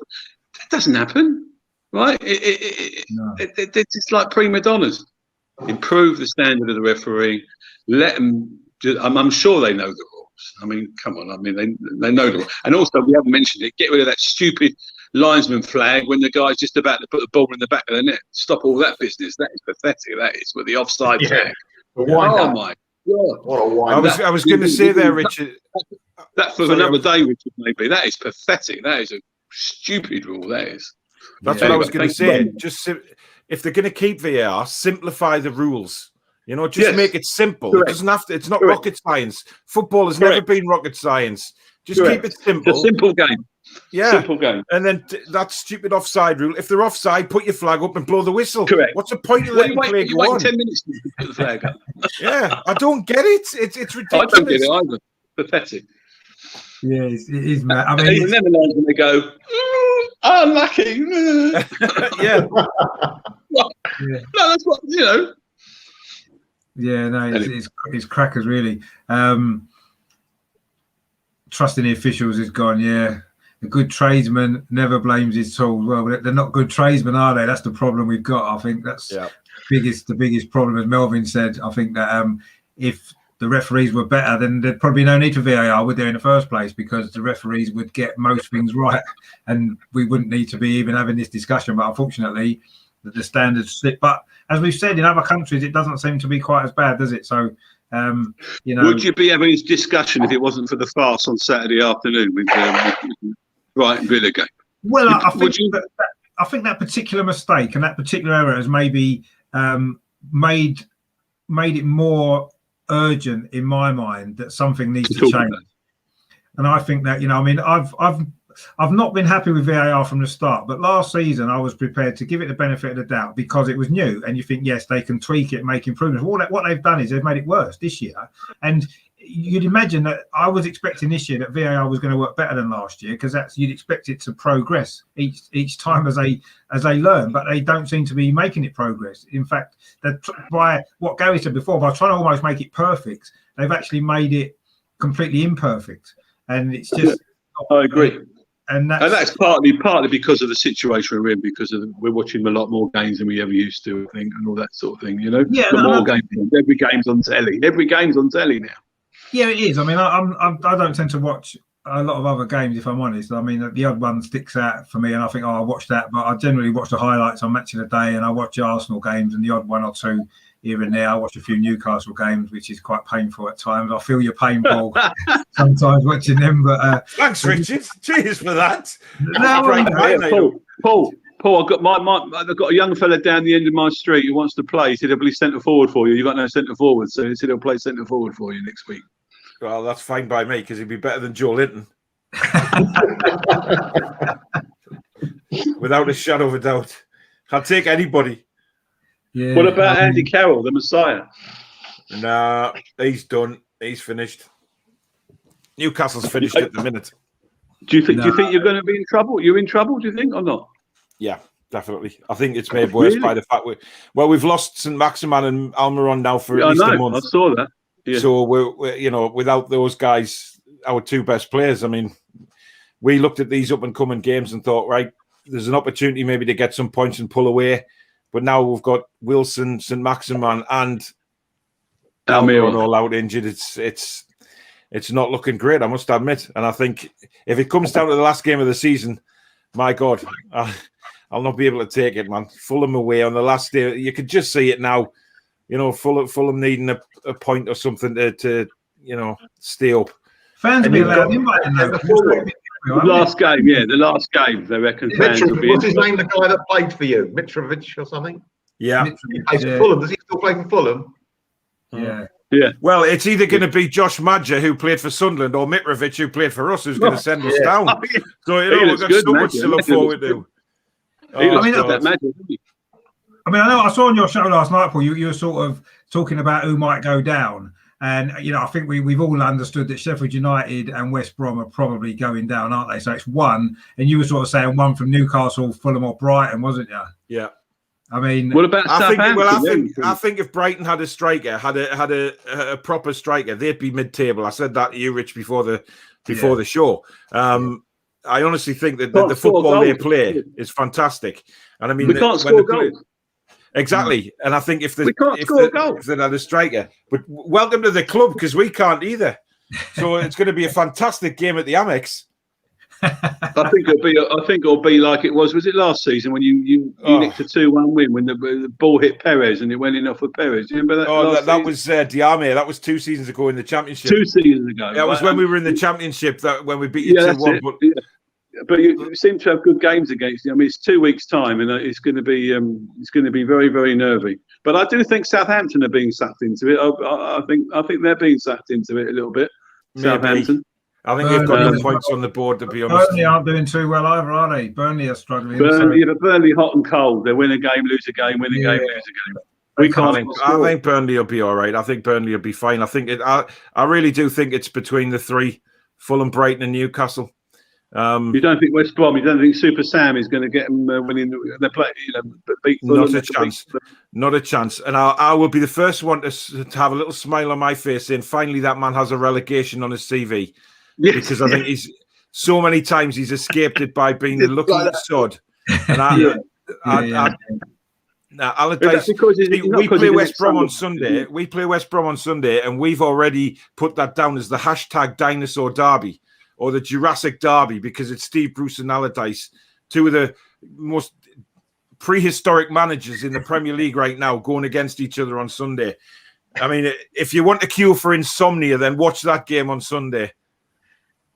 Well, having said that, though, Paul, I mean, I think did you put out in a tweet the other day about all the games between the top teams have been real boring games as well, haven't they? Yeah. So they have. It's not just maybe the teams at the bottom playing each other. Sometimes you get a decent game because of both teams need to win, and sometimes it does lead to a better game, maybe. But West Brom will be more fired up on Sunday than we will. I guarantee it. He'll have them up for the game. I mean, Steve Bruce especially because they beat us last week. Yeah, I mean, Steve Bruce can't motivate. He can't motivate a dead spider. So there's no way we've got a chance of getting motivated for the game. It's just the injuries have crippled us, and we know he's going to use that as an excuse. So I don't know. I think we're in big trouble. I'm trying not to think about it too much because can I ask a question, Paul? Can I ask a question? I know you've got trouble with you've got your Sam Maximan and Almiron out. You've got Fraser, you've got Richie, you've got your width, you've got your. Why doesn't he play them? Well, he's been going on recently that he's never had the chance to play St Maximan and Fraser in the starting lineup. He's had 8 weeks. He's had 8 weeks to do that, and he still didn't do it until the recent game. I think it was against. I'm not sure what it was against, but he played them together anyway for the first time in ages, and he keeps coming out with excuses and things like that, and it's just.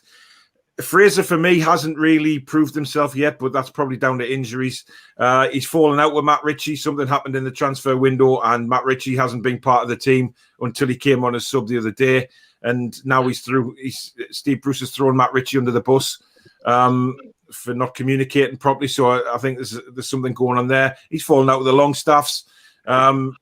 Everything about Steve Bruce is just wrong, and everything about Newcastle is just wrong at the minute. It's a club that shouldn't be where they are at all. I agree with that. I totally agree with that. But having said that, though, Paul, it does make your video slightly better.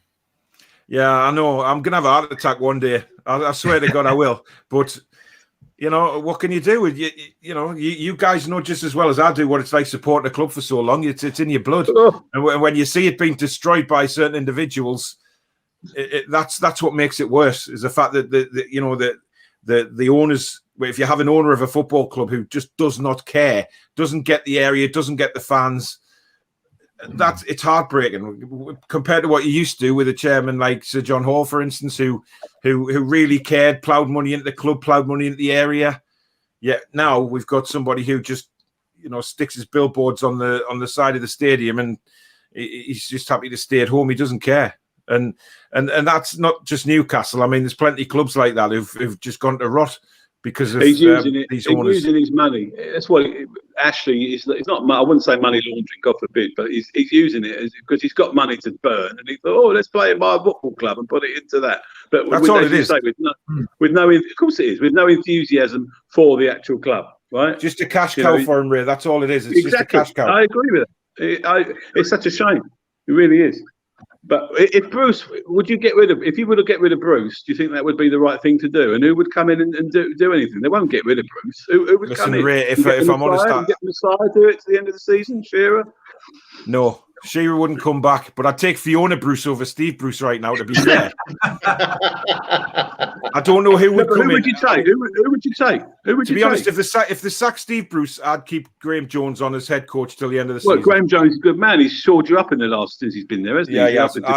I don't think anybody else would come in because obviously we still don't know 100% about the takeover or what's going on there. So we don't know what's going on in the background with that. So you're asking a new manager to come in who is going to face an uncertain future. Nobody's going to take that job. To save you. I mean, a manager to come in and save you. Graham Jones. I'd be happy with Jones, to be honest, given the availability of certain managers. Shearer wouldn't come to work for Ashley. Rafa won't come back to work for Ashley. So I'd just give it to Jones till the end of the season. I think he's a better man motivator than Steve Bruce. I think he's a better coach. He's a good coach. He's probably the best of the bunch out there for now. So I reckon you and John should take it on, Paul. It's a big job. I'll tell you what, I'd love to. I'd love to get in that dressing room and shake them up a bit. But you're in the dressing room now. Well, I know. The magic of technology, Richard. Yeah, I reckon John gave him a break. I reckon John in the dressing room, we're going to have a great before the teams go on, boys. He'd really get them going, I reckon, John. The way he talks, brilliant. He's so enthusiastic, the guy. He'd get the team I know. No doubt about that. But why can't a manager be like that? You know what I mean? Who are getting paid the millions. Why can't a manager motivate like that? It just doesn't make any sense. You know, you see certain football teams going out on the pitch and say, what the hell was said to them in the dressing room? You know, we played a brilliant first half at Man United a couple of weeks ago. I mean, what on earth was said in the dressing room? You know, we looked at different sides second half. We just capitulated. And it's, you know, I just think I would love Arteta at Newcastle, to be honest. I'm sorry to say it, guys, but I would love Arteta at Newcastle. Somebody like him, very astute, and I think he's going to be fantastic for you guys, given time. I really do. If he is given time. Yeah, they'll give him time. He can become great. I mean, just that time is not what managers tend to get, do they? Shane's asked you a question there, Paul. He said, would you take Steven Gerrard? In a heartbeat. Yeah. He's going to Liverpool. He's going to Liverpool. Gerrard's going to Liverpool. Yeah, but I don't think he's ready for Liverpool yet. I think he's not yet. Not this season. Maybe next season. I think even when Klopp goes, I think it'll be too early for him. He'll have seen what's happened to Frank Lampard and thought, I'm going to sort of earn me trade somewhere else for a few more years yet. And I think Newcastle will be fantastic for him, to be honest. So to take over someone like Newcastle, but the connections that he would have, but it would be under a different owner, because if Gerrard was offered the job, he'd ring Rafa straight up and say, what's it like working for Ashley? 3-second conversation. No, I'm not having the job. So it would be a takeover that's needed to get any decent manager at our club now, without a doubt. Yeah, I mean, actually, I was going to ask you about Joe Willock. How's he been playing for you guys? I mean, what I've seen of him, he seems to be doing okay. Yeah, he is. He's playing in a kind of attacking role, just behind. Well, he was just behind Miggy, and he did. You know, first game obviously scored. He was brilliant. He was a bit.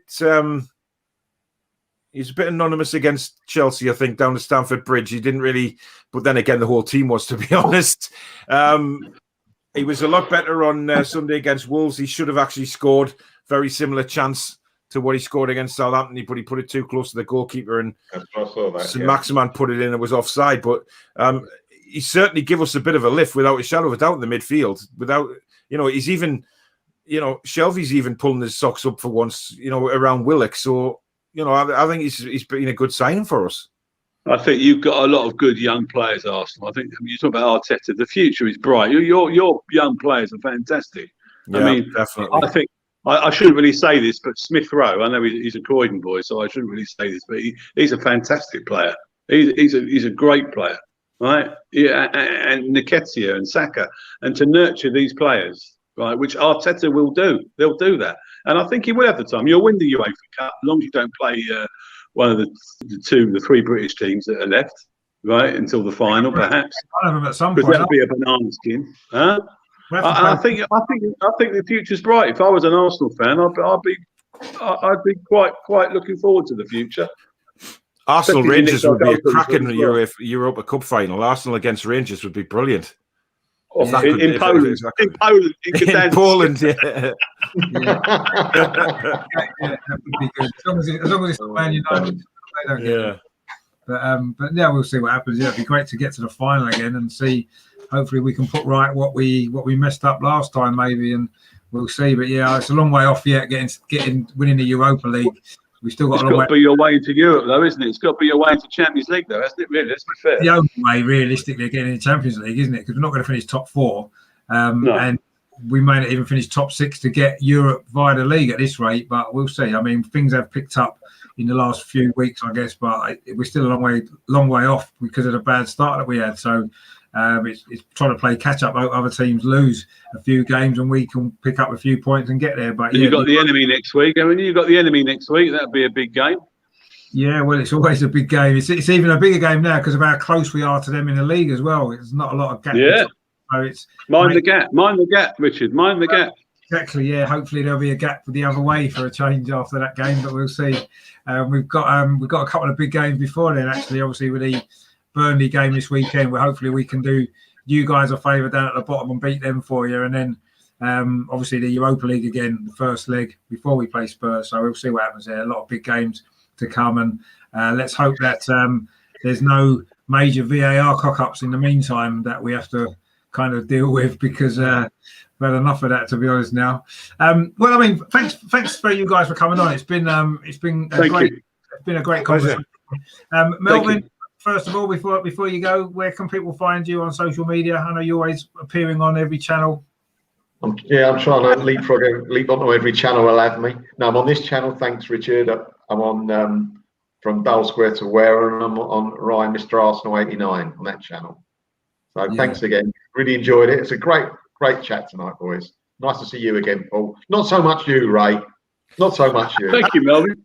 Thank you, Melvin. Love you too. No, lovely to see you, Ray. And Paul as well, obviously, great to have you back on the channel again. I know we've obviously spoken before. Just give your channel a plug as well before you go. Yeah, it's at the Toon Review. Obviously, mainly about Newcastle United. I do Premier League stuff as well, and I do pop onto other teams' channels such as yourself. It's all good fun. But you can find me on Twitter as well at the Toon Review. Yeah, Paul, maybe I'll have you on after our game in a couple of weeks. I'll come on your show if you want to call me. Yeah, definitely. I'll. That would be good, actually. Yeah, definitely. You got me at Ray the Seagull. That's all I'm on. I'm very a bit of a technophobe, Richard, but I managed to do Twitter and at SWAT and Bookface. So but I'm a bit of a technophobe. But no, listen. Good luck for the rest of the season to Arsenal and Newcastle. I mean, it's going to be a very, very close game 2 weeks' time. We've got Leicester at the weekend. Which is going to be playing in Leicester at the moment. No Barnes, no Johnny Evans. They've got about 8 injuries. I think they've got. Yeah, So who knows? Just wish we could score a goal. Just tell our forwards how to put the ball in the net, and to miss 2 penalties is unquestionably the worst thing a footballer can do. Is miss a penalty. You just keep missing your chances till after we've played you. That'll be fine by me.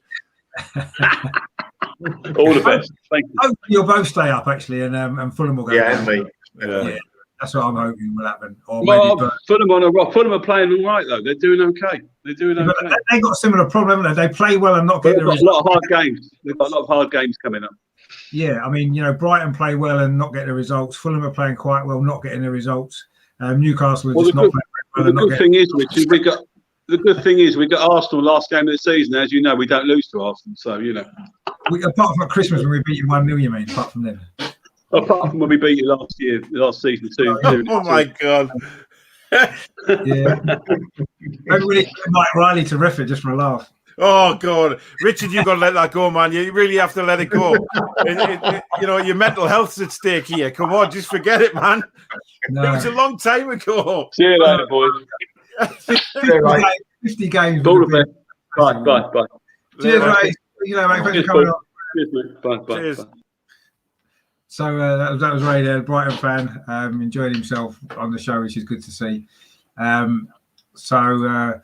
Gary said, yeah, great show, great panel indeed. It was a very good panel. Albert as well. Thanks for tuning in, Albert. Good to see you.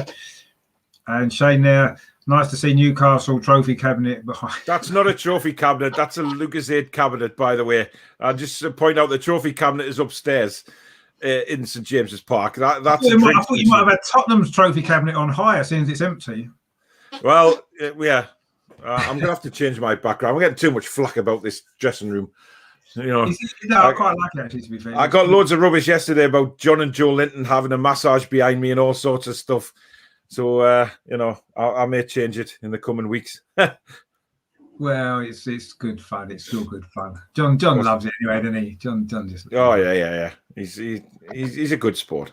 Yeah, he is. Well, I say thanks you guys for coming on. It's been great, and no doubt I'll speak again soon. I think Melvin, you're on Andrew's channel tomorrow, aren't you? From Dial Square to where are you on that? With Graham Ricks, Graham Ricks, and Lee Judges. Judges, yes, that's going to be a good show. So watch out for that, everybody, as well. And I say, do check out Paul's channel as well, because there's some great stuff on there. His Monday night show is fantastic. That's definitely worth a watch. If nothing else, if you're not doing anything on a Monday, definitely tune into that, because that's good fun.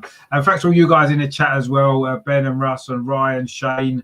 There's a few others in there as well. Gary, Herbert as well, the Man United fan, who doesn't want to get any more penalties because he thinks it's taken over their season, which it has, but don't turn them down, because we'd love a few more penalties. I must admit, we haven't had many this season.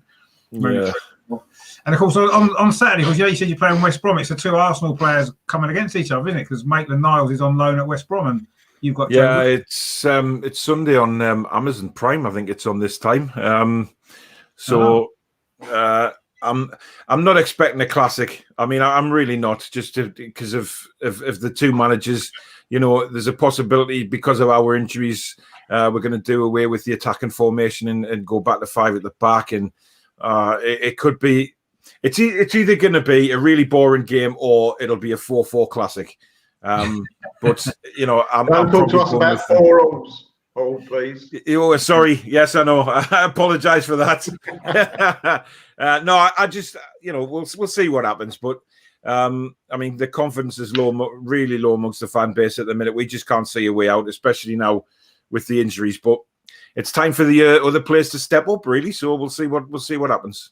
That's what it's about, isn't it? I say sometimes injuries give people a chance, and they've got to take that chance. And you never know. They could say there could be 2 or 3 people step up and become heroes and save the club from relegation, and then it'll all be happy days. And let's hope that happens, because I wouldn't want to see Newcastle get relegated again. Deserve to be in the Premier League. The club, the fan base do, certainly. And you know, the thing is, if we go down this time, it could well be a Leeds United or Sunderland situation where we don't come back for a long time. You know, so there is a lot at stake this time around. Yeah, I mean that's the danger, I think. Anyway, for anyone that goes down now, it's so hard to come back up, isn't it? The Championship is brutal league, isn't it? You know, I mean, I know you've been there recently, but it's difficult to get out of, and it's getting harder and harder, isn't it? And anyway, I mean, let's hope you're not in that situation, because there's certainly other clubs in the Premier League who maybe deserve to go down a lot more ahead of you guys, but that's not how it works, unfortunately, is it? No, it's not. It's about to get on the pitch and you have to get them. But I'm sure you'll be fine. Don't forget, you've got to play us as well still, and I'm sure. Yeah, exactly. I know. Yeah, we've still got to play a few of the big boys yet. You know, we've got a couple of teams around us coming up, and then we go into a really, really hard stretch to the end of the season. So, you know, what will be, Richard. You know, we'll just have to wait and see. Exactly. But hopefully, you'll be fine. But yes, I say thanks everyone for tuning into the channel. If you haven't done so, please subscribe, give it a like as well if you enjoyed it. I thought it was a good laugh as well, and we sorted out VAR anyway. So I say, if someone can send this video to Mike Riley so he can make the changes necessary, then maybe next season things might end up being a little bit more fun for everybody, especially when fans are back in. Because the last thing we want is for VAR to continue ruining the game for us, enjoyment side, as it has done, because it's just no good. So hopefully those changes will make, or maybe what we said might happen and they'll just scrap it completely. That'd be good, wouldn't it? But I kind of agree with Ray on that. I don't think that's going to happen, unfortunately. No. Unfortunately not. So yeah, so thanks for watching. Thanks for supporting the channel. Don't forget to say subscribe and like. And thanks to Paul and to Melvin for coming on, and Ray as well earlier. And in the meantime, I can also say, so I'm going to be doing, I've got a live show Friday actually for the Burnley game. I've got a Turfcast podcast guys coming on to preview the Burnley game on Friday. Melvin will probably be there. Will you, Melvin? I'm assuming. Yeah. So we'll do that one as well. And I'll do a watch along as well Saturday lunchtime kickoff at 12 o'clock. So a bit of a too early kickoffs. We're no good at 12:30 at kickoff. Stupid time to kick off on a Saturday. But anyway, we'd have to do that. Hopefully we can win that game as well. And it'll be happy days, but we'll see. So those coming up on the channel. So stay tuned. Say thanks for watching. Thanks for your comments. Thanks for the panel for taking part. And thanks to Mike Riley for ruining our 50-game run as well. And in the meantime, take care, guys. Nice to see you again. You guys see that, Paul. Thanks for coming on. See you, Melvin. See you, Lizzie. Everyone, thanks for watching. Speak to you soon.